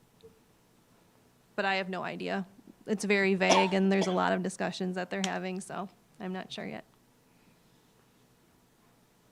So that Fast for Success training and FastBridge is all based on the science of reading. And in fact, when the teachers went through the training this year, it was about the pillars of literacy, and it wasn't just, this is how you read this report. It was all the rationale behind what reading instruction looks like, what the science is behind it. So hopefully we could stay with FastBridge. Are there any other questions? So with all that our staff and students have gone through over the last 3 years, I believe that we have heard tremendous success and we have a lot to celebrate for. And if I had the song "Celebrate Good Times" come on, I would play that right now, because kudos to all the staff and all the students, Amy and your team. I think you all deserve a round of applause for everybody that's in this room for all the hard work. Thank you so much.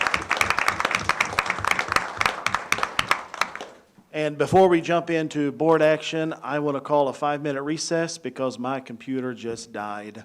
And so let's do a 5-minute recess so I can reset my computer, and we'll come right back. Dustin, if you'll put 5 minutes on the screen, please.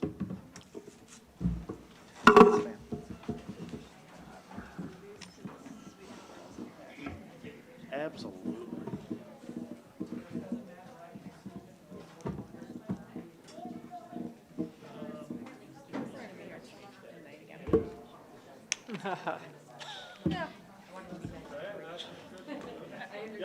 My mother-in-law is in town, so she can at least help my wife keep my kids entertained, so I get less school.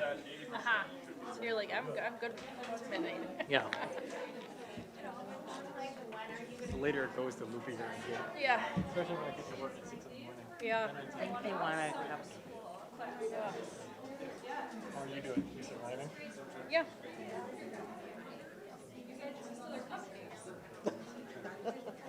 You're really testing my bifocals here. Oh, Dustin. Where's Tom? You're really testing my bifocals here. Oh, yeah. It was really good.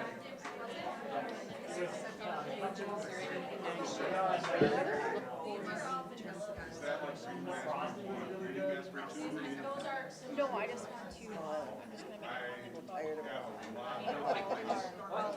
I know.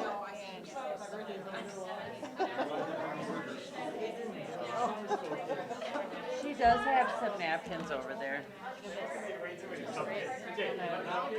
Between Catherine and JD. Yeah. Okay. That's what they were from. Yeah, I just want to make sure that we're following. They had to know what they were. Maybe this one will be a little, I think it's a little, Oh, maybe. make sure that this is logged up. No. Yeah. That's, I was gonna say that when we started talking about it, that was Sign out right there. Oh, right, yeah. general things. Sign out right. When you first said that you Looks like it's fully charged, so I it don't know. should be a little. Good, thank you. Yep. Which still is. Reasoning and writing, I can't remember. Right. You're getting really good at it. Thank you.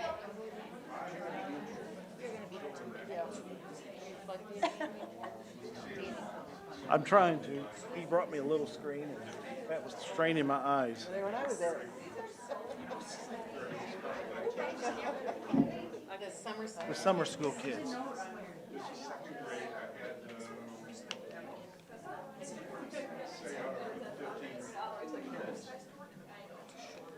Oh.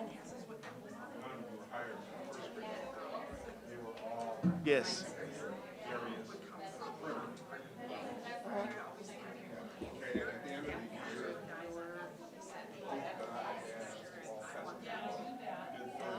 Oh, really?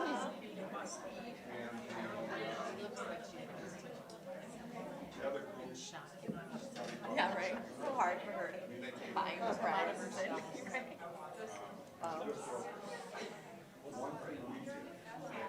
Like oranges. Oh, right. Separate from your morning reading. You put that in your desk. How are you feeling? I play volleyball. Yeah. Ours are all in the morning. Oh. Oh. I'm not gonna eat it, I wanna take it home for my kids. I mean, I Googled it. Daughter and see what she thinks. She loves baked baked goods, so she'll get a kick out of it. Good now. I know, it's definitely.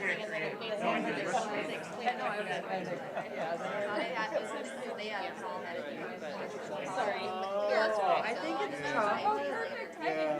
I think this is, these are one piece.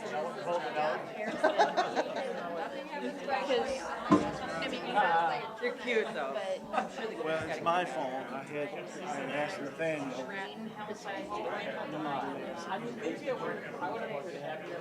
Well, I'm sure they did it. But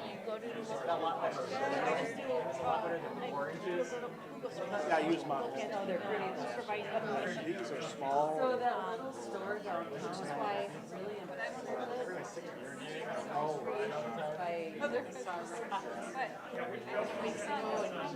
pink. It's on the.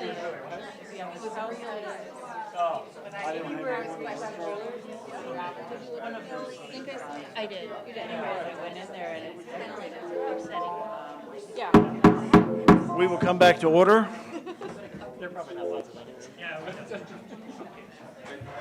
They were, yeah, they were good, but it was. That's what they all tell you, right? Thank you so much for that much needed little break. I am back alive and in action. Item number 5, board action. We will be looking at item A, consideration to approve preliminary 2023-2024 budget. I will be looking for a motion.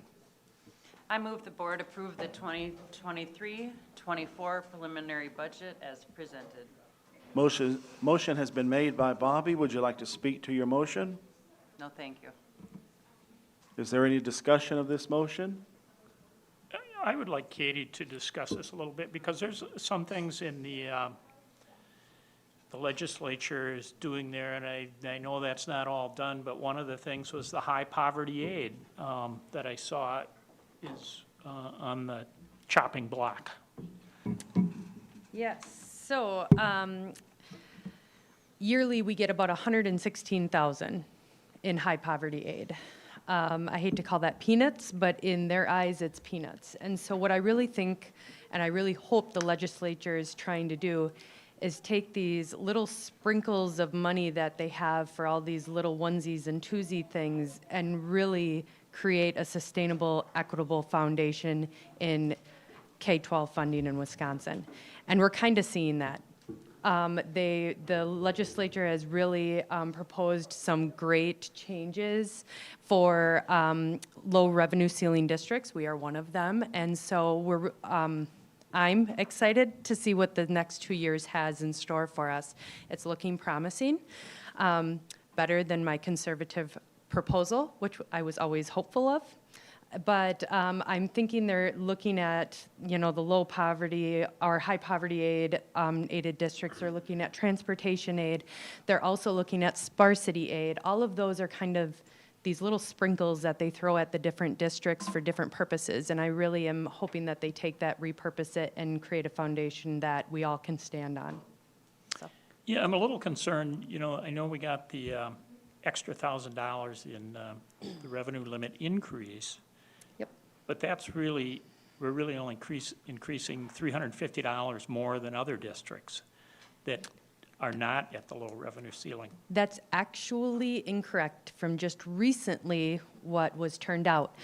So the legislature turned out what it would look like for every district with their proposal. We would get the 1,000 year one, and we would get the 325 in year two. An additional 325 plus keep the 1,000. So we would be at above 11,000.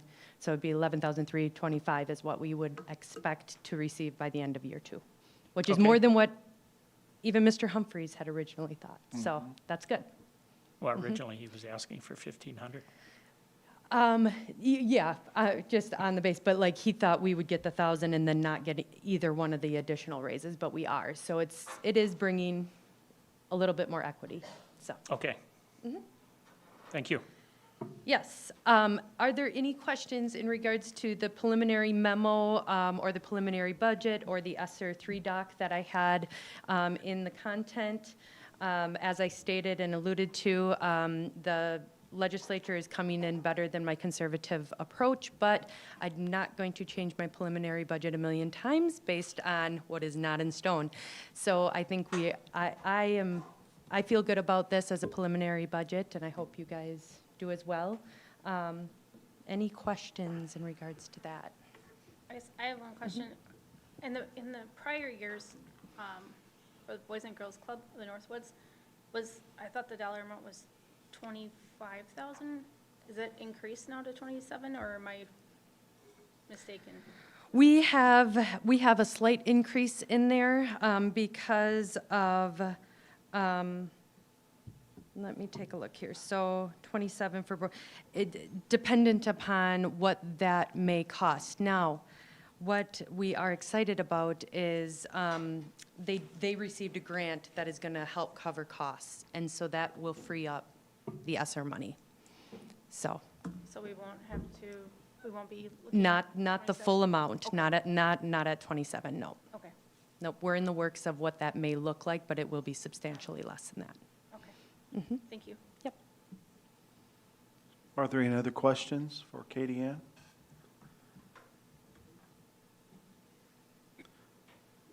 Are there any other questions?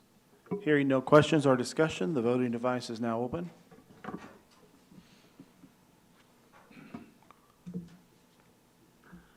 Would anybody like to change their vote? Dustin, we'll have the results of the vote, and it carries. Moving on to the next item on the agenda, B, consideration to approve purchasing supplies for the 2023-2024 school year. I will be looking for a motion. I move the board approve to begin purchasing supplies for the 2023-2024 school year, not to exceed $150,000. Motion has been made by Andy. Would you like to speak to your motion?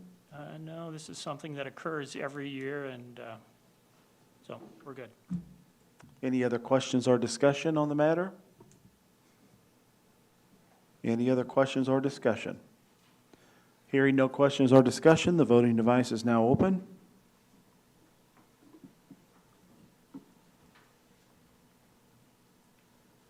Would anybody like to change their vote? The vote is now closed, Dustin, and the motion carries. Letter C, consideration to approve write-off of school lunch balances. I will be looking for a motion. I move the board approve the transfer of funds from Fund 10 to Fund 50 food service for the purpose of writing off school lunch balances in the amount of $773.69. Motion has been made by Andy. Would you like to speak to that motion? We discussed this at Finance, and there were balances for students and staff. Is this just for students? It's both students and staff. Okay. Correct. Is there any other discussions or questions? Any other discussion or question? Do you know what those numbers are, staff to students, out of that 773.69?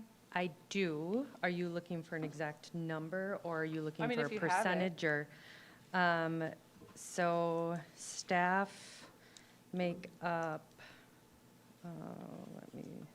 $465.85 of that. Did I hear staff that are no longer with the district? Correct. Staff, so this number is made up of students and staff that are no longer with the district, such as leaving the district, transferring out, or graduated. So could those dollar amounts be withheld from a last paycheck? Not with the way we have things at the moment, no. We do, and Sarah could probably speak to this, we do make multiple attempts at collecting that, and her staff heads that up. And so we do as much as possible. It seems like you could take a miscellaneous deduction out of a paycheck. I don't see why you couldn't do that. Because it's Fund 50 and Fund 10 differences, we would have to write up several disclosures, and they'd have to do blanket approvals, and so we've never crossed that bridge in the past. I could definitely look into it more. Probably a lot of work for not that much money. Yeah. Any other questions or discussion? Any other questions or discussion? Okay, the voting device is now open.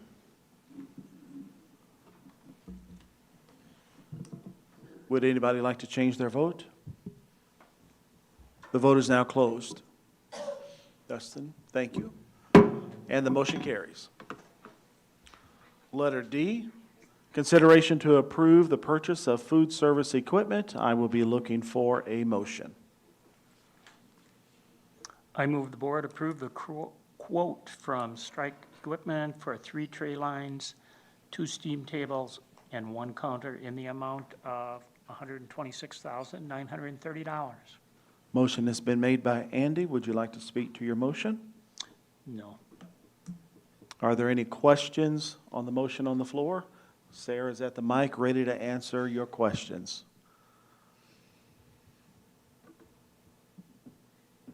Can you tell us where these are going? Yes. The pictures that were submitted, the longer tray lines, the ones that start out with like the cart where their trays are gonna be, and then there'll be a section that has hot food, and then another section for cold food, and then there's another area where they'll have the computer set up, and it's so that the students can go through the line, and everything will be lowered, so they can go on through, because currently our countertops are quite high. So the first pictures, those will be at west, north, and we are going to get, a set for east also, in case if we do have some area to store it there. The next set is for the high school.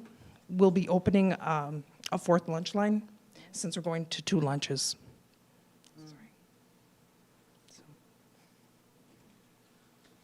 Are there any other questions for Sarah?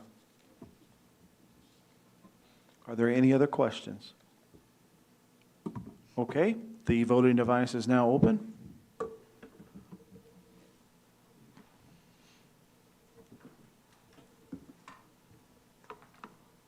Would anybody like to change their vote?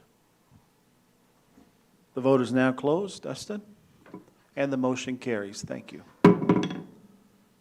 Item E, consideration to approve school nutrition secretary job description revision.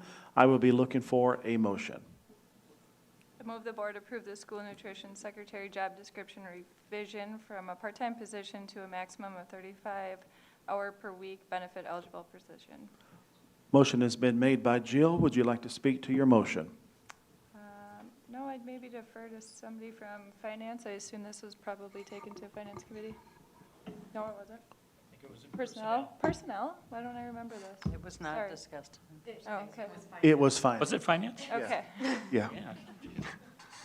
0 for 2. No, I would not like to speak on it. Okay. Does anybody have any questions for either Katie Ann or Sarah for this position? Is this part of your dollar spend down, or is this sort of? You're correct. It's part of the spend down plan as well as the equipment that Sarah just projected.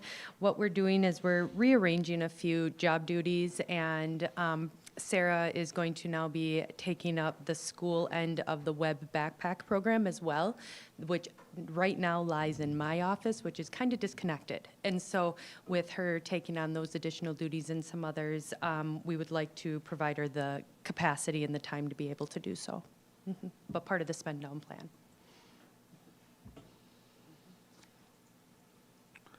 Any other questions? Did you get to hear about that? Food service has way too much money. It's the opposite problem we have everywhere else. Hearing no other questions, the voting device is now open. We could buy like 100,000 cookies.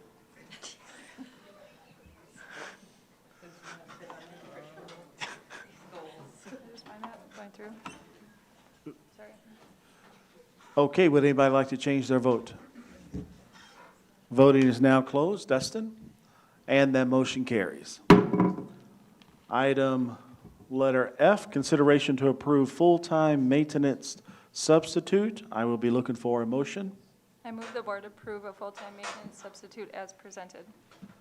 Motion has been made by Jill. Would you like to speak to that motion?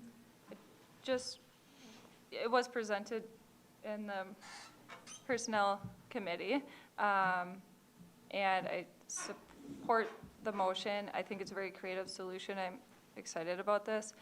I just wanted to clarify one thing. We did, in the committee, it was talked about of doing the pay range from housekeeper to custodial range. Is that still your plan?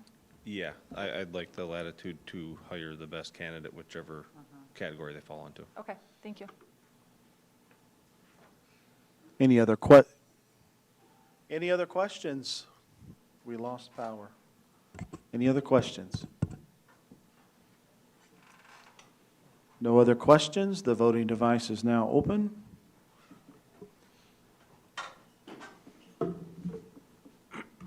Would anybody like to change their vote? The vote is now closed. Dustin? And the motion passes. Thank you. And the next item is letter G, consideration to approve high school office clerical assistant. I will be looking for a motion. She's excited. I move the board I move the board approve a high school office clerical assistant as presented. Motion has been made by Jill. Would you like to speak to your motion? It was presented at personnel as well, and I have nothing further. Any questions or comments on the motion on the floor? Any questions or comments on the motion on the floor? Okay, the voting device is now open.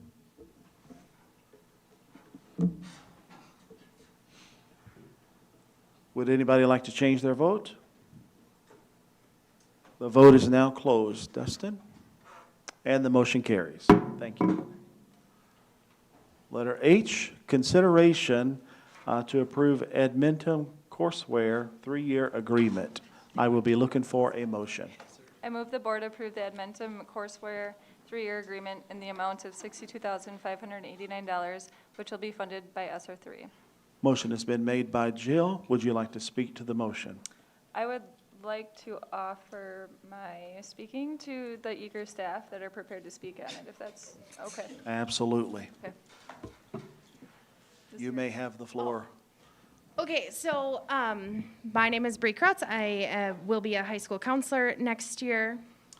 My name is Tyler Lorenz. I'm the 11th and 12th grade alternative ed teacher at the Antigo High School.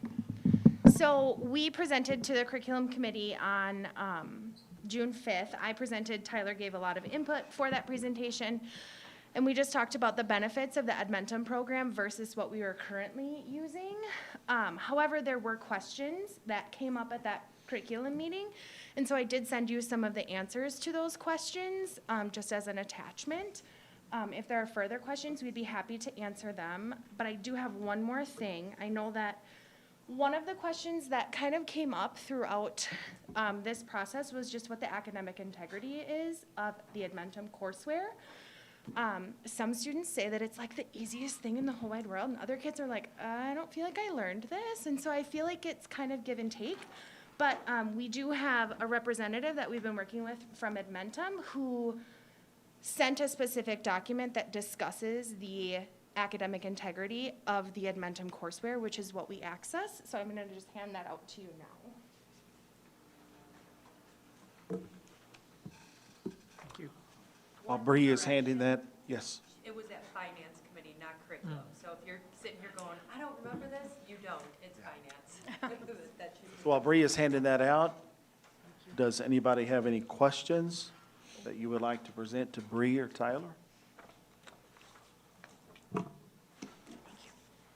I just have a comment. See whichever meeting that was that Bree presented at.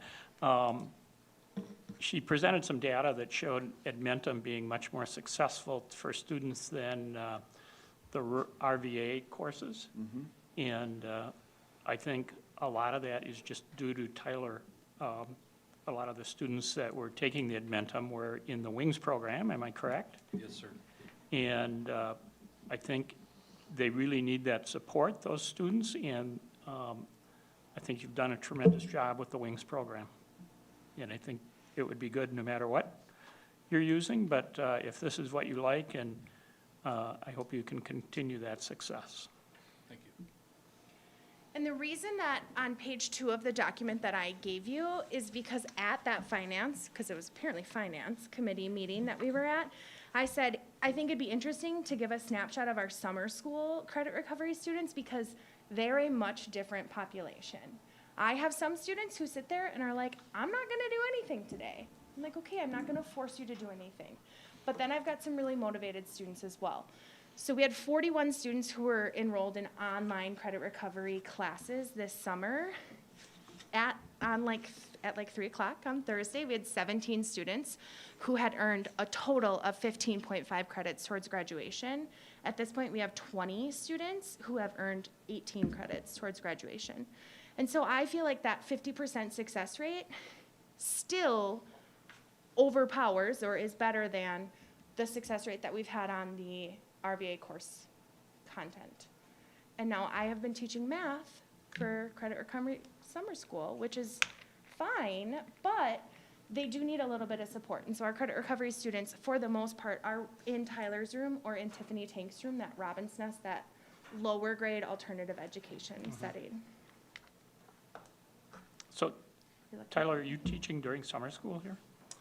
I'm working with Brienne overseeing everything. I'm not physically in the building, but if there are questions with Edmentum or, enrolling students, I've been helping remotely with that, so. Thank you. One of the things that Bree mentioned in that finance committee meeting was the fact that there was a student that was short some credits for graduation, and within 5 minutes, she was able to have that student enrolled in Edmentum and having that student already on the pathway to recover those credits. I would just like to add to that as well, the simplicity of Edmentum, it's eliminating a third party, and we're able to enroll, like you said, a student that needs that specific course at that time. Really, with some of the students, they do like to wait till the last minute, fourth quarter overtime, whatever you want to call it. So having that availability, we had 1 week where the person that would normally enroll our students was on vacation. So we had to wait 10 physical calendar days to enroll that student, where through Edmentum, Bree or myself, or other administrators of the program can enroll those students. So it's just a huge, huge step that we can eliminate to make things much easier and more efficient for our students. I'm really glad you shared that point, the enrollment component and that delay. When you have a motivated student who's ready to roll right now, and they have to wait a day or 10 days, you can lose them.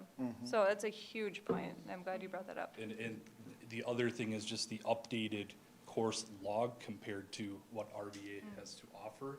I mean, there are several new updated classes for these kids to take. iOS installs, app creation classes, sky's the limit, along with a lot of ACT prep and some of that forward testing prep as well. So it's really cool stuff. And just as one final comment, Andy, I really kind of felt like you were like my disappointed dad last time that I hadn't checked out WVS. And I did have a Google Meet with Jason, and I believe her name was Michelle, but I could be mistaken on that.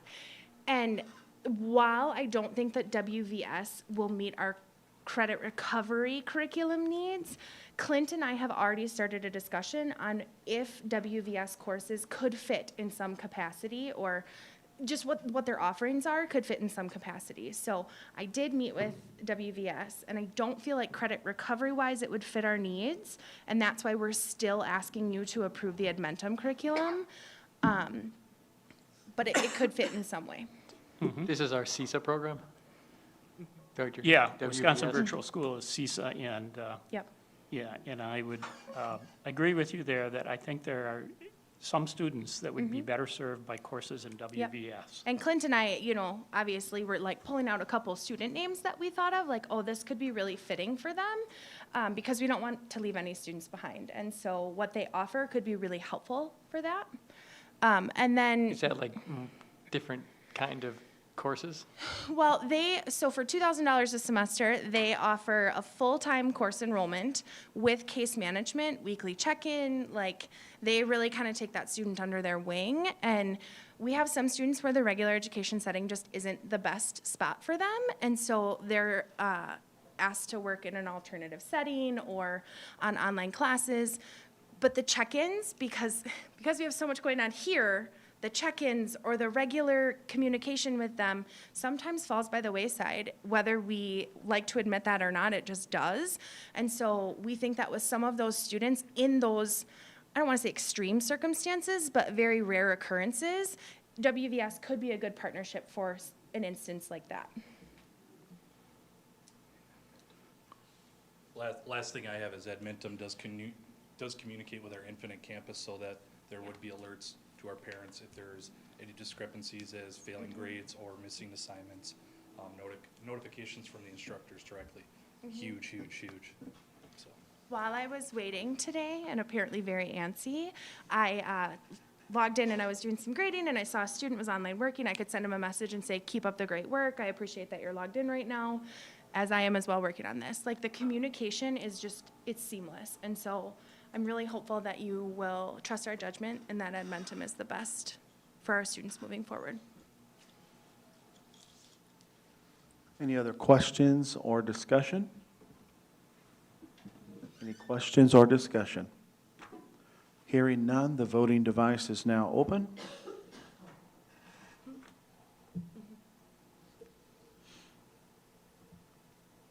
Would anybody like to change their vote? All right, the vote is now closed, and the motion passes. Thank you. Thank you. And your girls were awesome. Thank you. Item letter I, consideration to approve 5-year proposal for grades 6 through 7 ELA resource. I will be looking for a motion, please. I move the board approve the 5-year quote for My Perspective 6-7 ELA resource in the amount of $38,366. Motion has been made by Jill. Would you like to speak to that motion? Yes, Amy Doms, huge shout out to her. We've talked about this in committee and overviews in different Board of Ed meetings, but your curriculum review cycle that Amy has worked tirelessly on, this is a big, huge success, and I want to make sure that I share that and our appreciation to you, Amy, for all the work you put in and the outcomes with the recommendations. I know Amy will say I didn't do anything, it was the staff, and that is very, very true, but you're the leader of that, so thank you. And it was brought to committee, you've provided updates.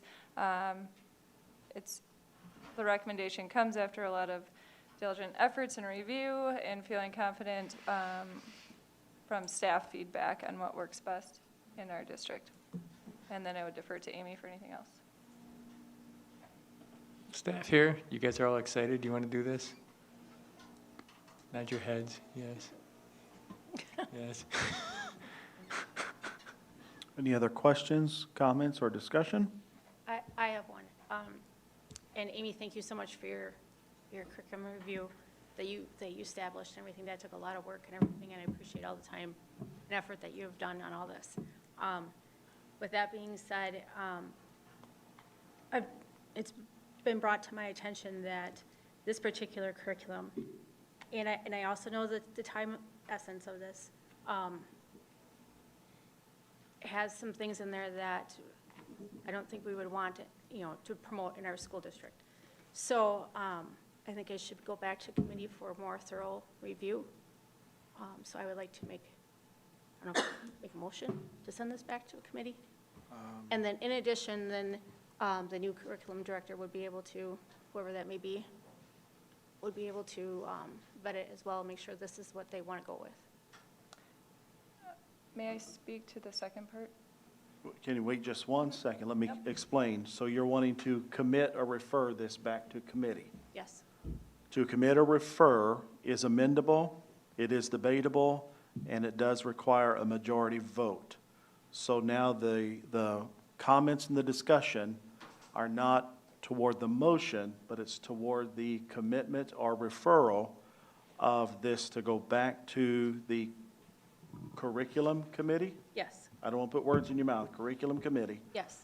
for further discussion. So it is amendable and it is debatable, so we will share our comments on that. Jill? Do you want to speak further to that maybe first, or not? I'll let you go. I'll answer your questions as.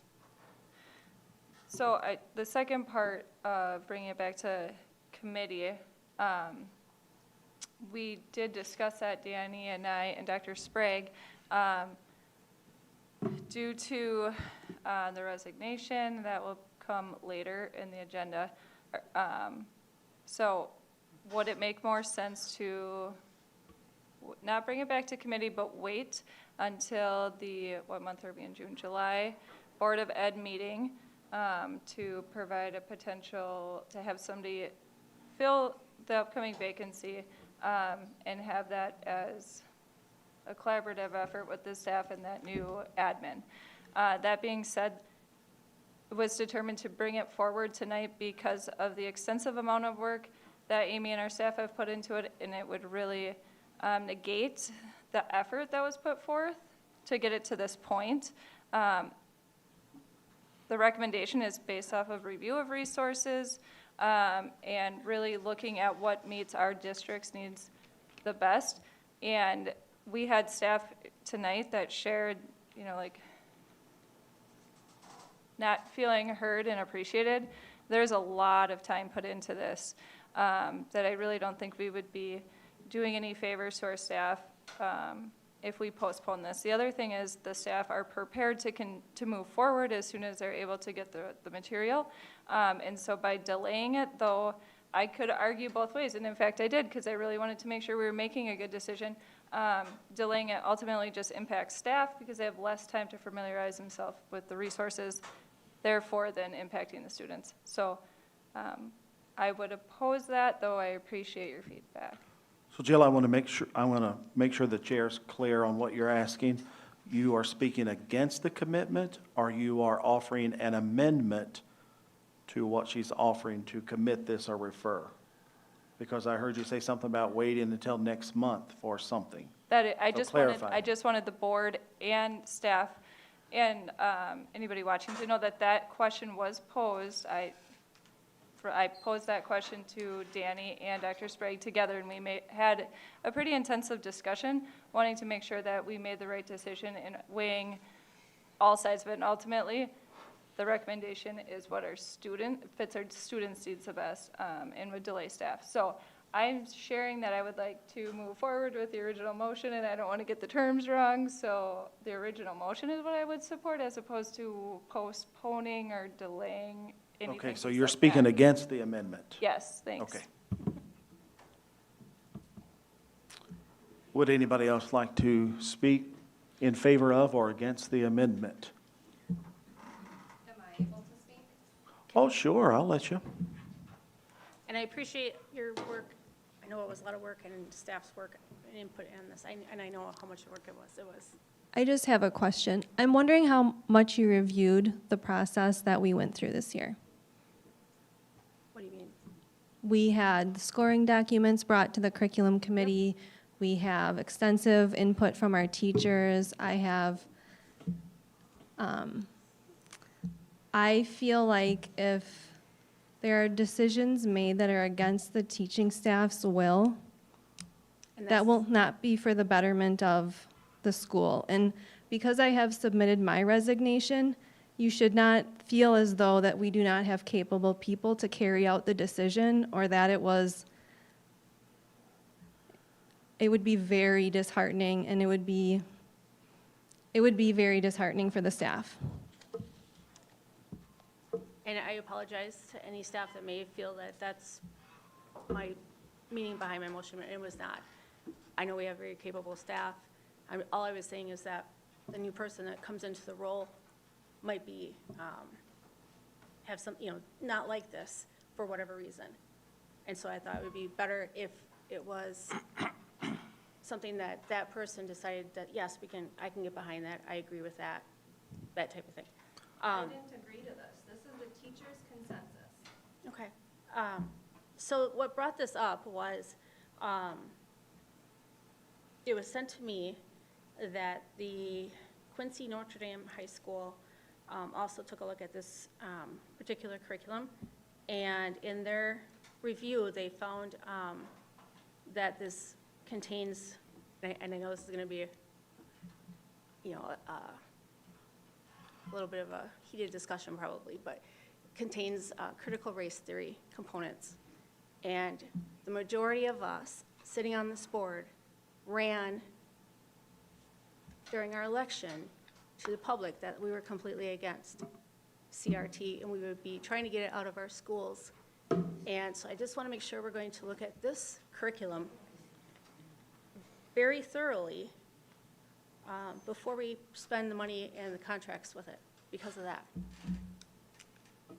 I think we owe that to our students, our families, and the voters. Okay, is there any other discussion or comments? I saw Kristen come into the microphone first. I apologize, this is a board discussion. We'll let the board discuss. Kristen?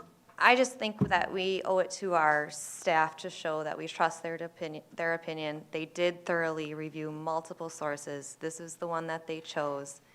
As far as the discussion of if our new curriculum director does not like this curriculum, we have many others that they would not like. So I don't feel like that's a valid point, because are we going to change everything because they don't care for that? We need to find the right person that fits our district. We don't adjust our district to meet that person. But I really think that we need to show the support to the staff and that of their decision. Okay. Andy? Yeah, I'm just curious what you think a critical race theory component is in this curriculum, because it can't possibly be the whole critical race curriculum that they teach at college. No, it's not. And if you're saying we talk about slavery in here, or we talk about how slaves were brought from Africa to the U.S., that's history. That's not really critical race theory. Correct.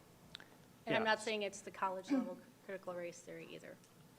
I'm saying that we need to look at it further before committing to it. Amy, can you pull up that document you and Donna slaved away to? Wait just 1 second, JD. I want Andy to finish because he's got his time on the floor. Yeah, you know, I think some people are going to pull critical race theory out of anything, and you can't throw everything out because of that. So go ahead, JD.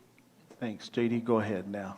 That's what I kept telling him. I didn't want to be a dictator because I preferred the knowledge building component of something else. But we looked a lot at, you pulled that up, like we looked at the titles in the book and Donna paged through like all of it.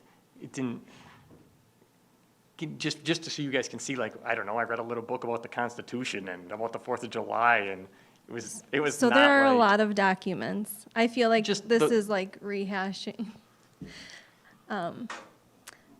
Are you speaking to the one about looking at all of the different components? No, or just, the- you made me a little Google sheet, and it was, you called it board questions, because I'm with Jill and Kristen here. I guess we should go forward with this. I'm deferring to the teachers. But it just so Angie can see it, you know, it looks like, it looks fine, you know, So you'd like me to share that with Dustin to bring it up on the screen? Yeah, because it's some pictures of the book titles and talk about the phonics program and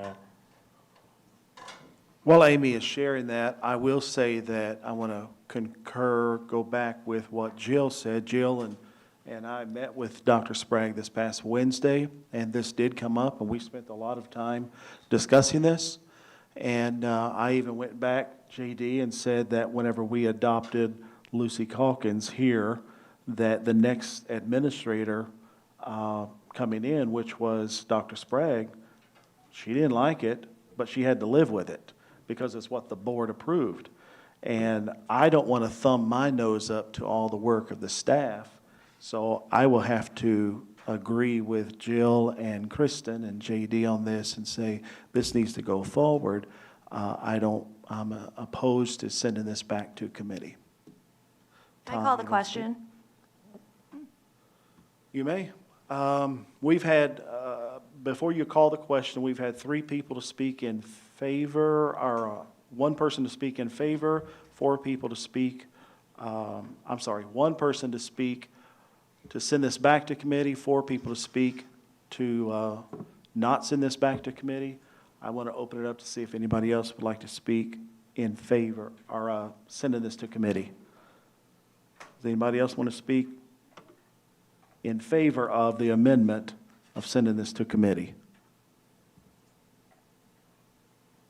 Nobody wants to speak in favor, so when a question is being called, it does require a vote.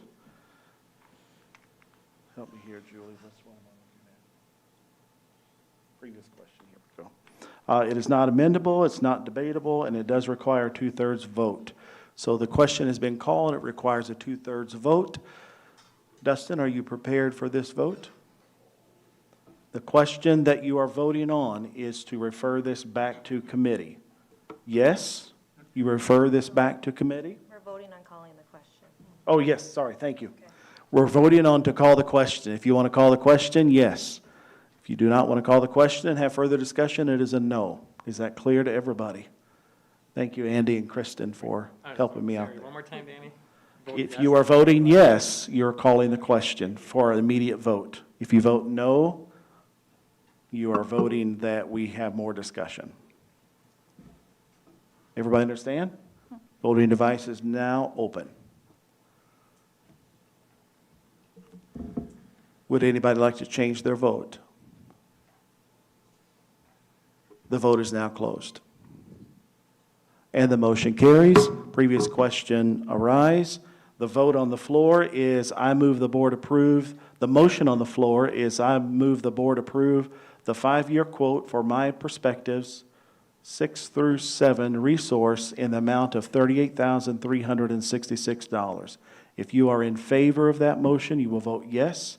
If you are against that motion, you will vote no. Mr. President, aren't we voting on sending this back to committee? Thank you. Thank you, Mr. Member Andy, for helping correct me there.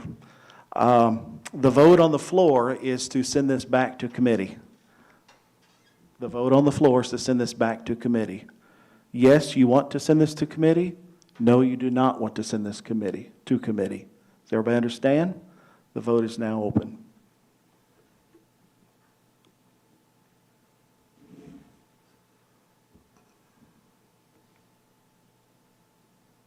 All right, would anybody like to change their vote? The vote is now closed. We have 2 that want to refer it to committee, and the remainder wants to vote on it tonight. That's a 2/3, that's a vote. Motion carries. The motion on the floor, Andy, help me out, am I correct? I think so. Thank you. The motion on the floor is I move the board approve the 5-year quote for My Perspectives 6 through 7 ELA resource in the amount of $38,366. And because previous question was called and the vote was by a majority of 2/3, there's no more discussion. The vote is now open. Yes, you approve. No, you do not.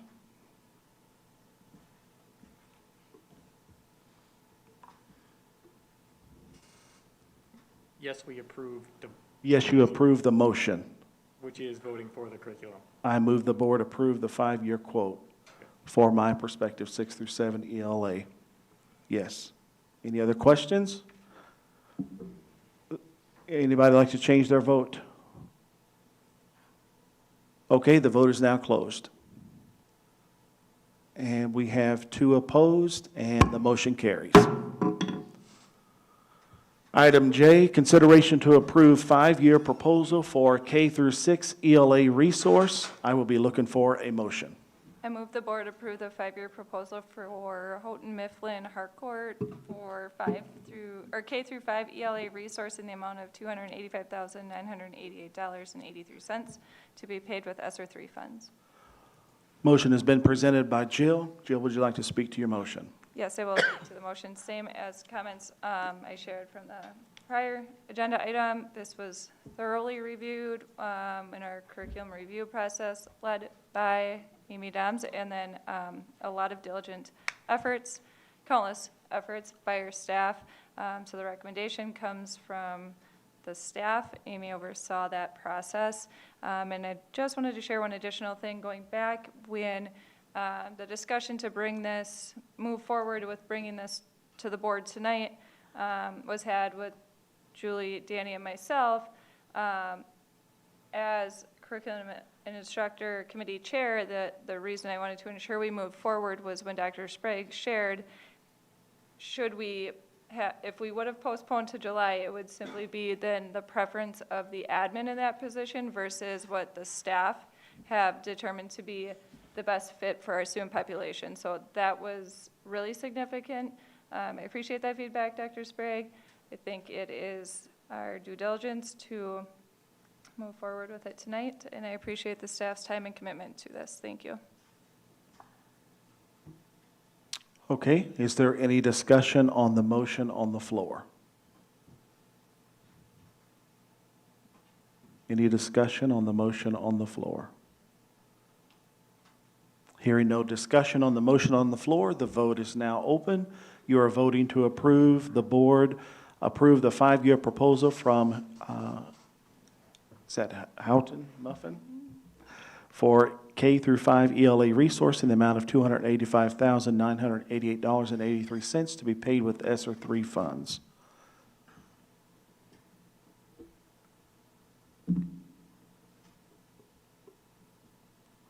Would anybody like to change their vote? Okay, the vote is now closed, and we have the motion carries. Item K, consideration to approve building capacity consultation contract for elementary math. I would be looking for a motion. I move the board approve the build capacity consulting contract for elementary math in the amount of $10,312.50 plus expenses. Motion has been made by Jill. Would you like to speak to that motion? Yes, this was also brought to curriculum and instruction in May, and it is replacing, Amy, I'm trying to find it quick, you're faster. Can I defer to Amy? She's Yes. faster. This is Paige Richards, the continued consultant we've worked with when we see the increases in our math scores and practices in our classroom. She is starting her own consulting firm because of her success. She's starting this building capacity consulting as opposed to being a part of the Math Institute. So it's still the same consultant, different business name. And the cost is less, correct? Correct. We've significantly weaned off and built the capacity within. We have 3 staff who work at each building, 1 in each elementary with AGR funds. So Jolene Keppel, Renee Smith, and Kia Hapke, they are our math. They not only see students, but they also help teachers and lead some professional development. Thank you. Okay, the floor is open for discussion. Any questions or comments? Any questions or comments? Okay, hearing none, the voting is now open.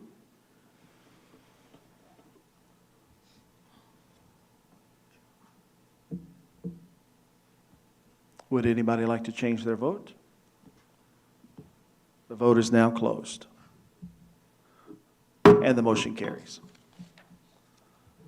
Item L, consideration to approve music department piano quote. I will be looking for a motion.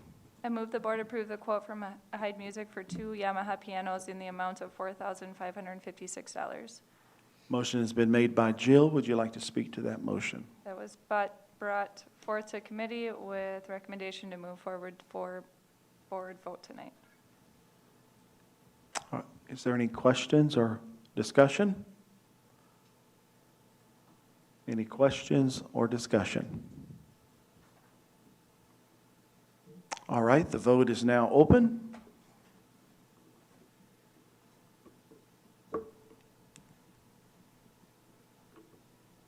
Would anybody like to change their vote? The vote is now closed, and the motion carries. Item M, consideration to approve Makemusic cloud quote. I will be looking for a motion. I move the board approve Makemusic cloud quote for band software in the amount of $1,438.99. Motion has been made by Jill. Would you like to speak to that motion? This was also brought to committee with recommendation for board vote tonight. Any questions or comments? Questions or comments? The vote is now open.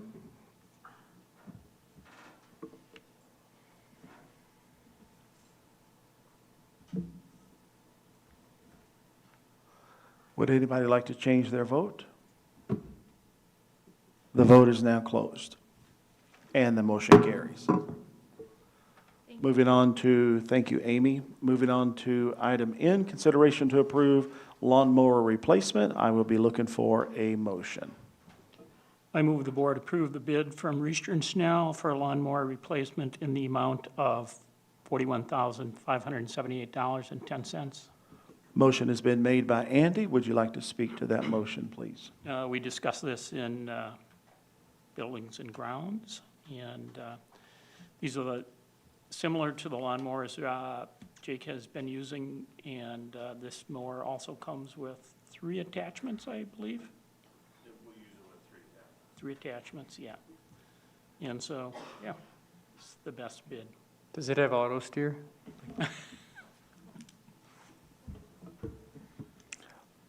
Any discussion or questions on the motion on the floor? I have a question. Yes, I Bobby. did think that we talked about. Can you move a little closer to the mic, Oh, I please? did think that we talked about lease options, and I wasn't sure where you ended with that. Yes, I did contact them for leasing options, and the 2 lease terms that I priced out were 36 months and 60 months. And the lease for 36 months, if we bought it out at the end of the lease, would be $61,000. The lease term, or the buyout price on the lease for 60 months would be $67,000. And the lease amount totals were also higher than the $41,000 price. Anyway, so they're considerably more favorable just to purchase it. Thank you for checking. I did check direct with John Deere as well, and same thing. It was about $5,000 more expensive. Was there any that you could find that were possibly used? Can you speak to that online, like on Marketplace, anything like that? There were Why? 2 that I did look into. One was not the right size.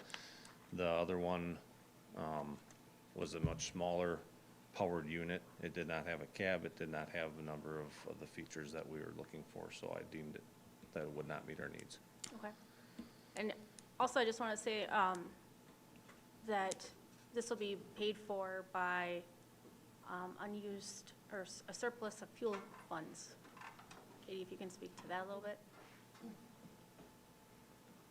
So with the volatility of the gas and diesel world that we are in, Tim has always built kind of a buffer because we pay additional funds when diesel goes up or gas goes up.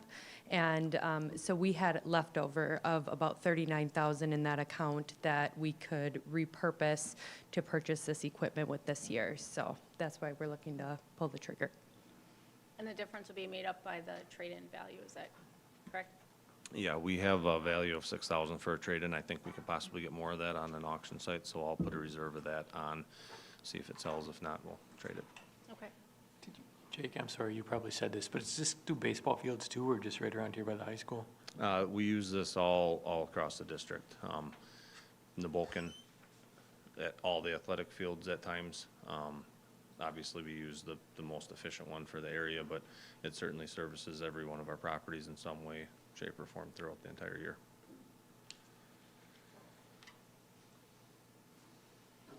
Is there any other questions or comments?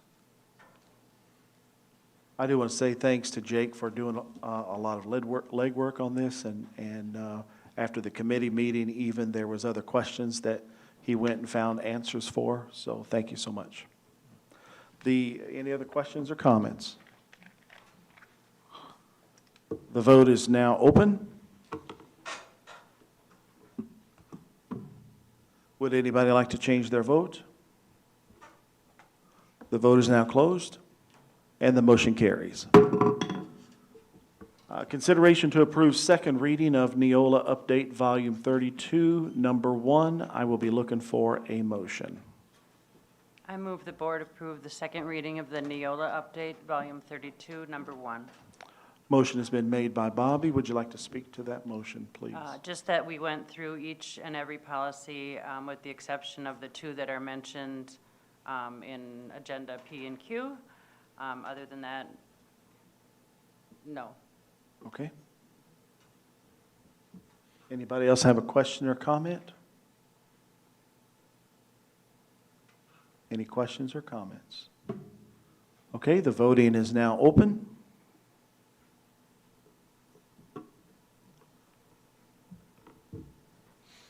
Would anybody like to change their vote? The vote is now closed, and the motion carries. Letter P, consideration to approve first reading of NEOLA Policy 5517, Student Anti-Harassment. I will be looking for a motion.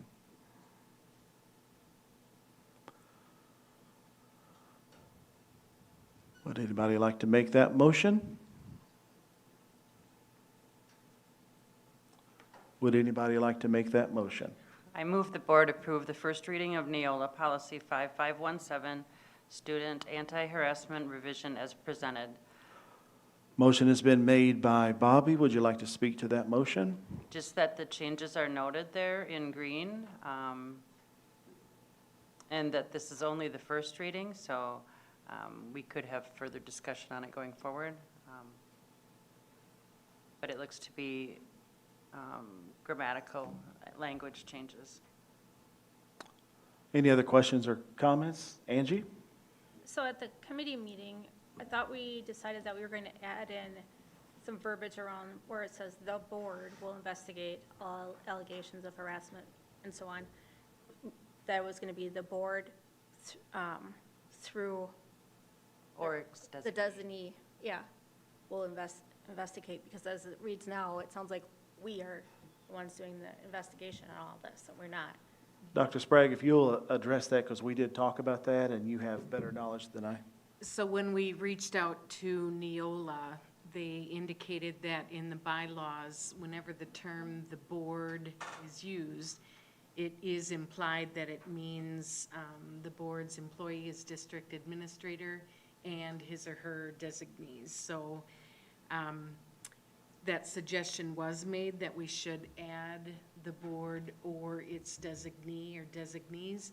But then Jill made the point that to add that language or qualifier to just one policy doesn't really make sense. So then we should be scanning all policies and putting it in there. But again, NEOLA and their legal team has in the bylaws that were covered there. So it's not actually board members doing the investigation, but rather those you hire. I know, Angie, you had indicated you would look at the bylaws, so I'm not sure if you had a chance to do that. I haven't yet. I thought we were going to do that at the next committee. Oh, okay. So, Mary Kay, one of the things that you had brought up, I think Dr. Sprague brought this up, is to change the verbiage to make it all uniform in all of the policies.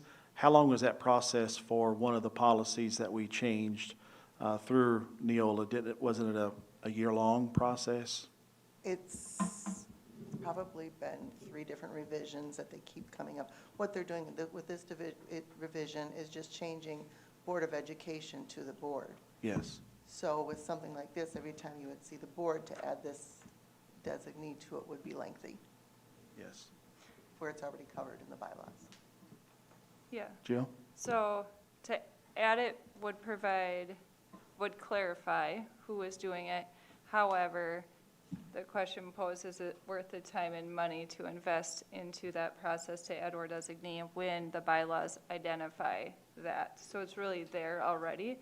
And my understanding was that was not the recommendation to add for tonight, but instead at the next policy meeting, to have an agenda item specific to the bylaws and determine if then all the policies should be updated, but reviewing the bylaws in the next policy meeting, but not adding that language right now because it would be inconsistent with all of the other policies currently. So Bobby, you will add that to your committee agenda for the month of July, that you will Right, be and looking I- at the bylaws for that particular verbiage. Correct, and I would say as the chair, I agree with what your understanding is, Jill. Thank you. Okay, any other questions regarding the first reading of this policy? Any other questions? No questions, the voting device is now open.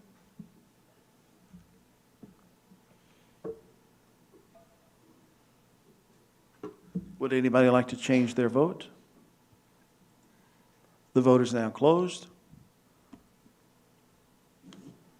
And we have one abstaining, but the motion carries.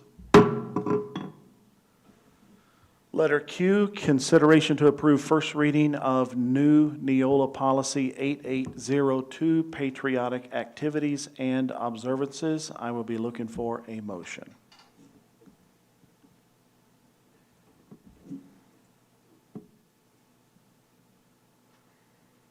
I move the board approve the first reading of the new NEOLA policy 8802, patriotic activities and observances as presented.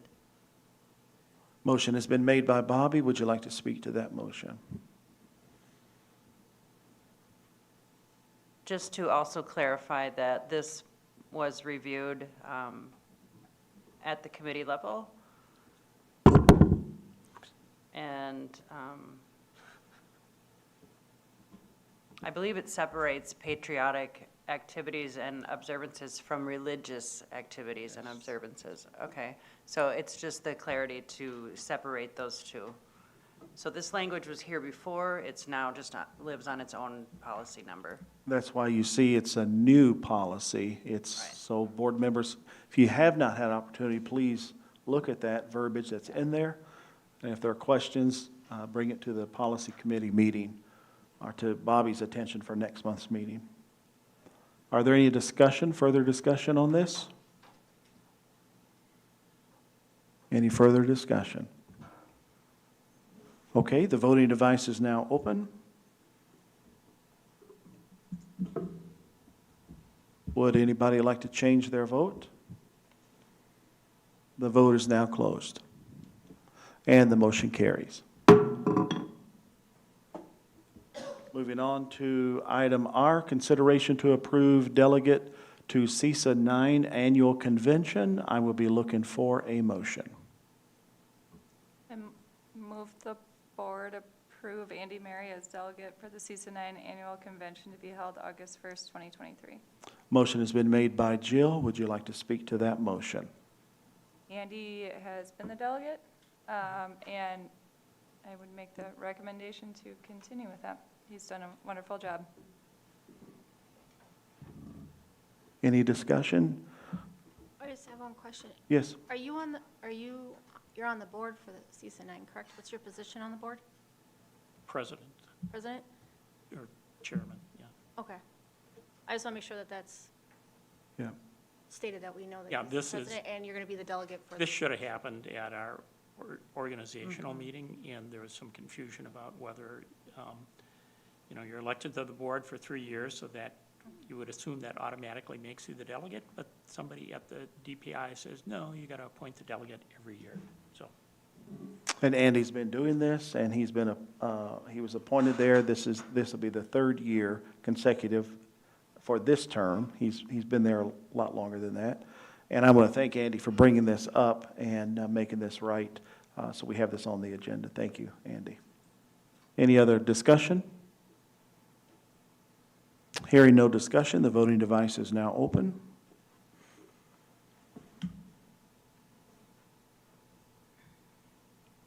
Your first name is Paul? Paul Andy Mary? Seriously, I did not Any, know that. Where they came up with Andy. would anybody like to change your vote? Okay, the vote is now closed, and the motion carries. Item S, consideration to approve 2023-2024 WIAA membership renewal. Be looking for a motion. I move the board approve the 2023-2024 WIAA membership renewal as presented.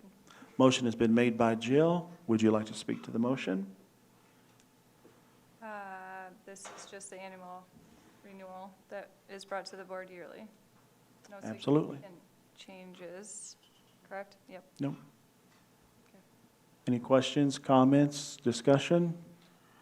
Questions, comments, discussion? All right, the voting device is now open.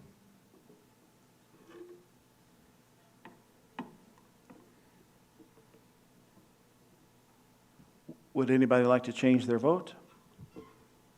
The vote is now closed. And the motion carries.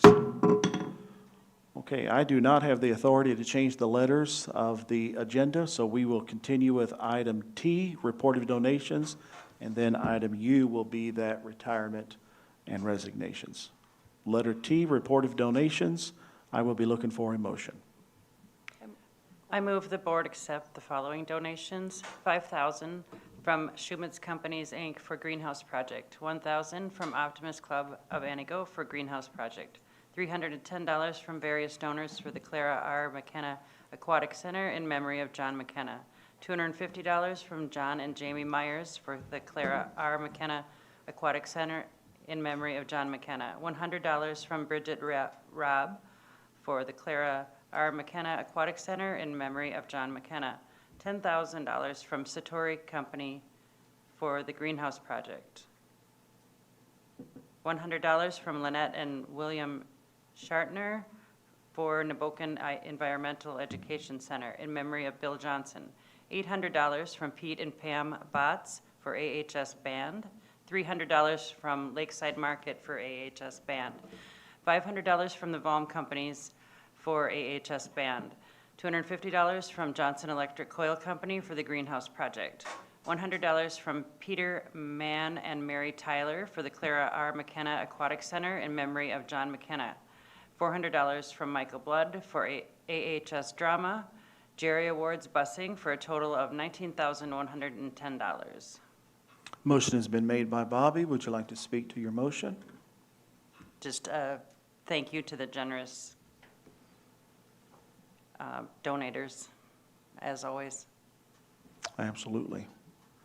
Any other questions, comments, or discussion?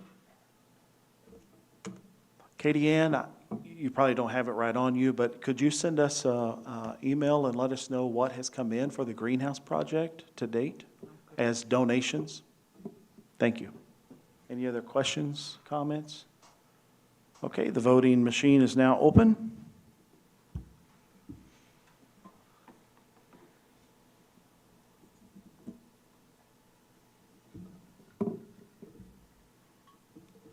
Try it one more time, JD. I just never. Would anybody like to change their vote? The vote is now closed. And the motion carries. I want to thank all of our donors for their continued support. Yes, ma'am. Thank you. She's quick. So to date, we have raised a total of $109,115. Wow. Awesome.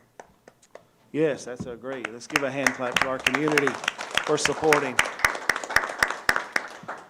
Okay, so item U, if you will go back to number 3, consent agenda, and click on letter A, you will see the report of resignations and retirements. It was asked by Angie to bring these 2 items out of the consent agenda to discuss, and I will let Angie have the floor to discuss bringing these 2 items, the report of retirements and resignations. You can open that report and see it there. Angie, go ahead. Okay. So what I don't want to talk about any one specific, but what I want to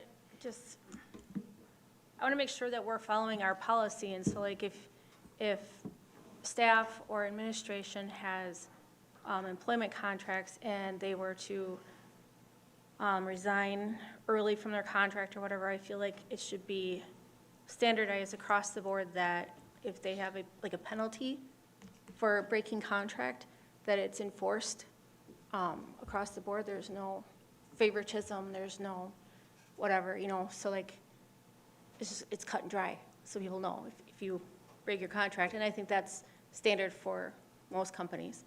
If you break your contract, this is what you're gonna pay, you know that because you know your contract. So that's why I wanted to bring it up. It's not any particular one. If I Yes, go ahead, Dr. Sprague. past practice, and it's been a while, granted, that we've had a request or an exception, but past practice was at the district administrator's discretion or recommendation. So I'm not sure. I'll obviously do whatever the board wishes. I was looking between agenda items for the policy language to refamiliarize myself with it, and I haven't found it just yet in here, so. We have made rare exceptions in the past, Angie. Not often, but once in a while. For example, and again, it's really up to the board, but administrators have yet to receive a contract renewal for next school year. We were ready in June. Katie and I asked to be on the agenda, and we were postponed until July. So without that contract renewal, I don't know that it's necessarily right to impose liquidated damages when they don't know what they're breaking yet. What I'm saying is if they've already been, they already have a contract with us. That's what I'm saying. I'm not talking about. And teachers, 9.5 times out of 10, their new employer will pick up the liquidated damages prior to July 1st. It's a nominal fee of $500. So again, most teachers, now that negotiations are wide open, will say to their new employer, this would be my liquidated damage amount, will you pay that? And the answer is usually yes. Okay. But that would be, again, enforcing the contract, I guess. So, whether it's their new employer or them or whatever, whoever, just so it's straight across the board and fair for everyone. We've actually jumped in front of a motion on the floor, and that's my fault because I just let you speak as to the reason of pulling those two items out of the consent agenda. Okay. So I'd like for you to present a motion that you would like to present to the floor for the board to discuss. And I know that's... Okay. All right, okay, so I can help you with the first two words, and that's I move. Yeah, I move the board approve,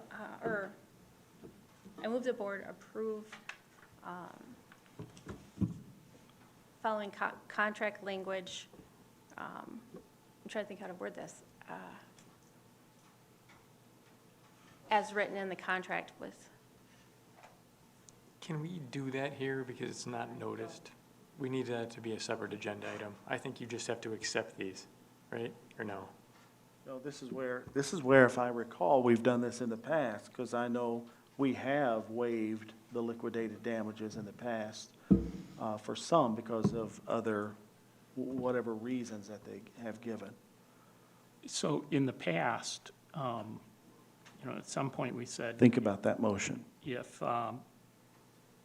somebody has made a case to Dr. Sprague, to the superintendent, that it was the superintendent who had to bring a recommendation for us to do that. And there is no recommendation here. No, there's not.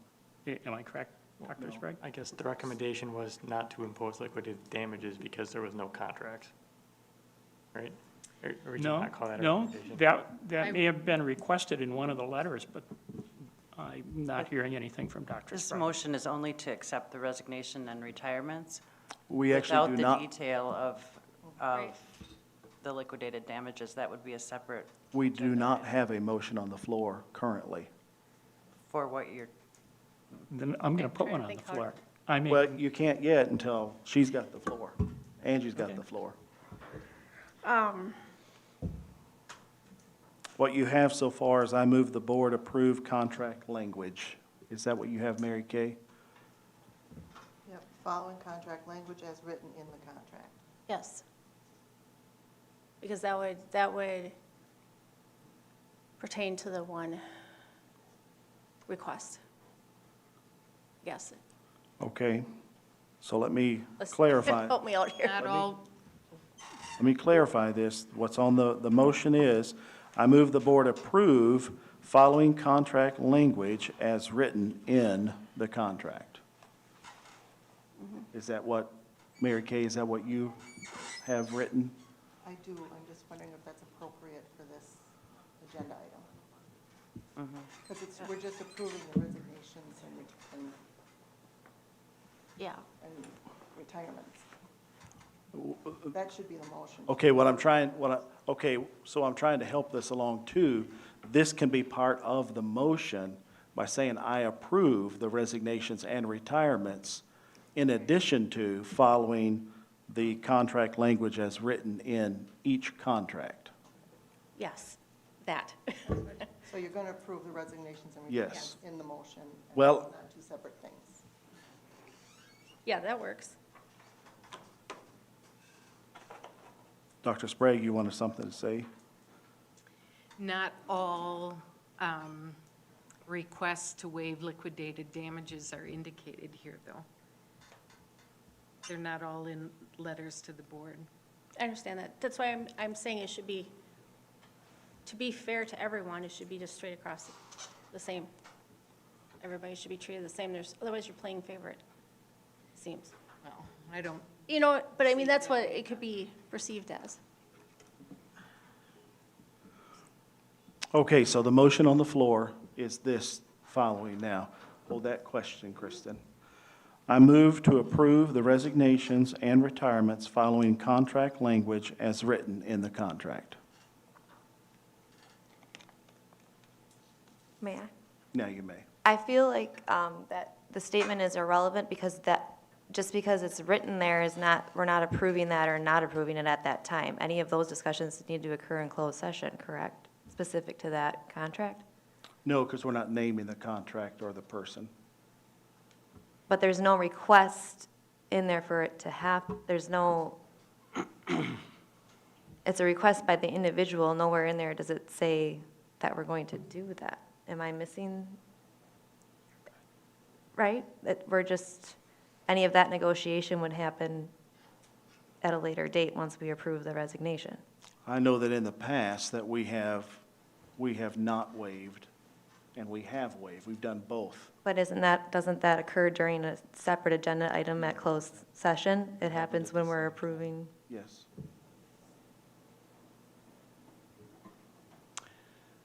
I'm going to move to amend the motion. Okay, I would like to remove the wording following contract language written in the contract. okay, so the motion on the floor now by Andy is I move to approve the resignations and retirements, period.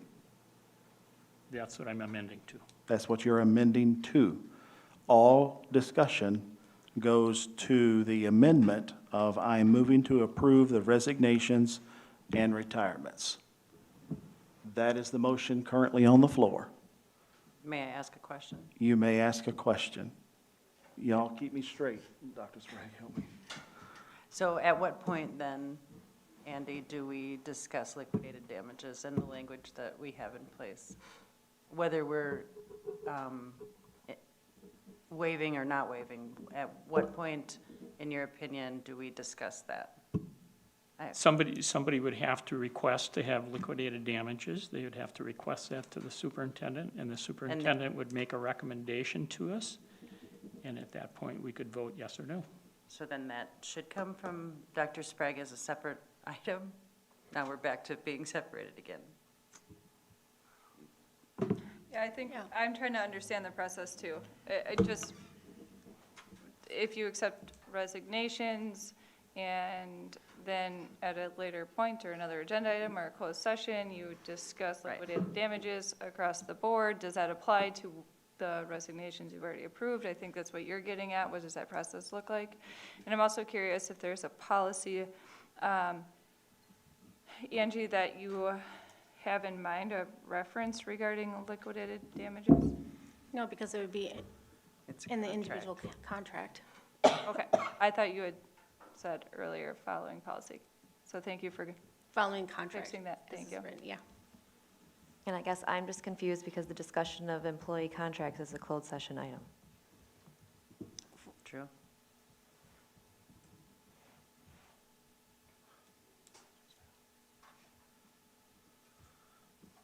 I would just say, you know, you'd like to be fair, Right. but to say that there would never be a circumstance that you would do that is, I just think that's unreasonable. I can't remember the last time we granted liquidated damages to anybody. It's been quite a while. No, we waive them every time. So that's my concern, is why is that language in the We contract? waive them every time? I don't think we Or waive them. very often. No. No, No. we impose them most often, rarely do we waive.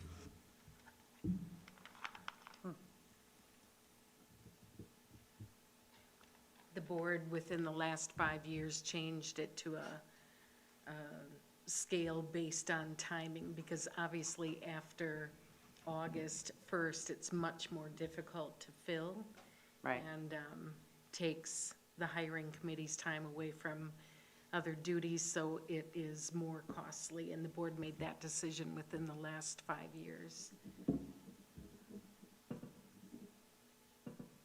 So it was said that so you would be bringing a recommendation to us if somebody were to ask for it to be waived, for example? You would bring a recommendation to us to vote on? No, Otherwise, no. no? She would decide if she wants to bring it to us. Yeah. She would decide, It was okay. at my discretion. Okay. All right, so then it would not be waived unless it's brought to us for a vote. Am I understanding that correct? No, because I don't remember ever taking a vote on it. Ever taking a vote on waiving? You're right. Dustin, is it, I'm pretty sure we'd can you take a vote if put you brought policy, it. Okay. can you put policy 3140 on the screen? To Kristen's point, I remember taking a vote in closed session. Yes, recently. It just says, under item B, for full-time teachers, now this is not administrators, this is the only verbiage that I quickly found about termination under item B. Policy 3140, non-renewal, resignation, and termination. If you go to letter B, Dustin, there you go. It says termination of full-time teacher's contract may be terminated only by a majority vote of the full membership of the board. The district administrator shall, if deemed appropriate, recommend a teacher's termination to the board. I'm sorry, let me jump down to C, resignation. A full-time teacher may resign from his or her position only upon approval of a majority of the full membership of the board. The district administrator may negotiate terms of resignation with such a teacher as appropriate and present those terms to the board in an appropriately noticed regular or special board meeting as necessary. A resignation is only in effect once approved by the board. A resignation once approved by the board may not be rescinded without approval by the board. If you go down to administrators, there's nothing under administrators that talks about resignations. It's part B. Is it in there, Kristen? It says that the district administrator shall be responsible for assuring adherence to applicable contractual procedures. And in the sentence above it, it includes employment relationship is concluded either by resignation, termination, or non-renewal.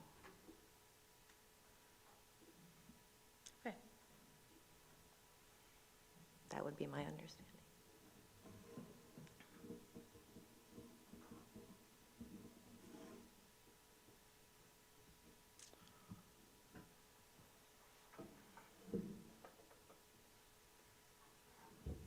JD, Andy, do you remember, Bobby, where the term liquidated damages comes in? Because it's not in policy. It comes in contracts. Yeah. Yeah. Yeah. That's, but like Kristen pointed out, it says that the administrator shall be responsible for assuring adherence to the applicable contractual procedures. So that would be be part of that. That's where the, Yeah, I just think that the language you added on to the end of this amendment is, it doesn't do anything, because we're not talking about giving anybody liquidated damages here. They're automatically imposed if that's what their contract says. okay. Yeah, What if they I did not request see this that policy. the liquidated damages are waived? What happens then? They can request, but unless we approve that here, am I correct, Dr. Sprague, that you cannot just approve that, you have to bring it to the board? If that is the case, I don't remember the last time we did that, Andy. But if I don't you either. remember voting on it as a board. Yeah, then, I can remember voting on it. in closed session, I assume. Yeah. I think so. Well, I guess the more important question is, have you granted waiver to people without bringing it to the board? Not in recent memory, no. I think the last one was a medically You are correct. based They moved, they had to move to resignation. another, take care of family. And didn't that come to the board? It did. In regular session, it did. Right, so I'm curious if, with liquidated damages, as Andy mentioned, if it's in their contract, then they can request that it be waived, but that doesn't automatically mean that it's going to be waived. That would come to the board for approval. So, again, has there been liquidated damages waived without, without the board knowing that? If I'm recalling what Dr. Sprague has just mentioned, I'm remembering now back, we had a staff member that moved from our area because of medical with family and had to go take care of parent or something like that, and it was waived. Oh, Katie's gone. Oh, Katie. Oh.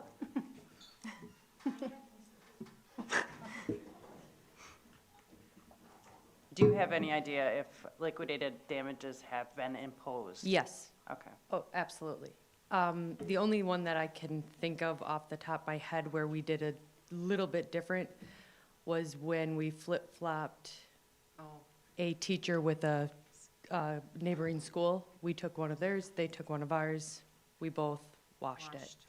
Okay. Otherwise, no, we impose, so, or have. And So you impose that based upon their contract? Correct. Right. Yeah. Yep, based upon the contract, they pay us for that after they leave. Okay. Angie? So I did not know any of that, because it's not anywhere, so. So with that being said, that I would retract my motion, I guess. if you- Well, you don't have to retract it because the motion on the floor right now is to. Oh, yes. I move to approve the resignation and retirements. Okay, so that's what sparked this whole thing. My amendment. That's the amendment. That's the amendment that's on the floor, is to move to approve the resignation and retirements. So Any that- other discussion? That's what sparked it, just so everybody Yes. knows. That was my reasoning behind this, and making a, yeah. Well, I think it's good discussion, and I think Yep. the clarity needed to be there, so Yeah, thank you. It is, and can I ask for one more point of clarification? Yes, ma'am. So again, with administrators not having been issued a contract renewal for 23-24, I would not be imposing liquidated damages. Their But- current contract goes to 24, right? Goes through 23. June 30th, Through 2024. 2024, Yeah. but the reissuance with the new amount. et Yes, cetera. yes, yes, I understand. So I just want to make sure that I am proceeding correctly with that and that the board Yes, is in agreement. Because they haven't signed a new one. right. I The would contract not- that these folks are on, this resignation, is, they would be ending 2024 because they didn't sign a new contract. Right. Well, two of them, one of them just got a new contract, but she's already Right. signed it, I assume? No, she didn't get a new one because raises have not, Yeah. that discussion hasn't happened with the board. I thought we did. Hasn't got, No. Danny, Yes, ma'am. Yes, ma'am. Okay. You're speaking apples and oranges, so I want to make sure we're all on the same Thank you. page. Yes, most admin contracts are signed through 2024. We do not have our addendum for pay change for this upcoming year. Correct. Because we don't have that, we couldn't issue new ones to the two that did come up this year. So no, they do not have a contract at the moment, the two that were up this year. so you can't impose Can't anything on that one person. Absolutely. Correct. The other two, Wait a minute, you can impose for the remainder of this current contract. Yes, she's gonna fulfill her contract. to both July are, 1st. both are fulfilling their contracts. Their contract is fulfilled to July 1, 2024. No. Yeah. The two that, Yes. 2024 is when those contracts end. Yeah. The That's what I board thought. chose to. there's four people, there's four admins, Resigning. one Okay. last They're month, listed here 3 this month. Mm-hmm. 2 have rolling till next year. The other 2 were up this year and never received new Right, so you can't impose anything on them. on those, correct. Yes. The other two, Yes, I follow you. Okay, Yeah. but the other 2 are still technically I was under not thinking contract. about one from before. Yep. Yeah. I have a question, I'm Yes, sorry. yes. If the resignation came prior to June 30th, aren't they still under contract at, At the current moment, yes. so then But contract they are language? fulfilling their contract. They're not, Oh. it's only if you leave prior to that Got it, date. got it. Correct. It's 10:15. Yes. Oh. But So this is good discussion. This is Yes. clarifying a lot of things for many of us, so. The amendment on the floor is I move to approve the resignations and retirements. Any other discussion? No other discussion? Dustin will have the voting device open. This is on the amendment to approve. Would anybody like to change their vote? And the voting is closed. And the motion carries. So now the amendment becomes the main motion. That motion is, I move to approve the resignations and retirements. Any further discussion? Hearing no discussion, the voting device is now open.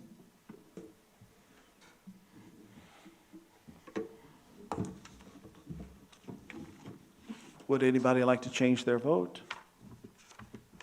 The vote is closed, and the motion carries. Okay, at this time, the next meeting is, Board of Education's meeting is on Monday, July 17, 2023 at 6:15. Note the time change, 6:15 PM in this room. I will entertain a motion to adjourn. So moved. Motion to adjourn, all in favor, let it be known by saying aye. Opposed, same sign. Then this meeting stands adjourned.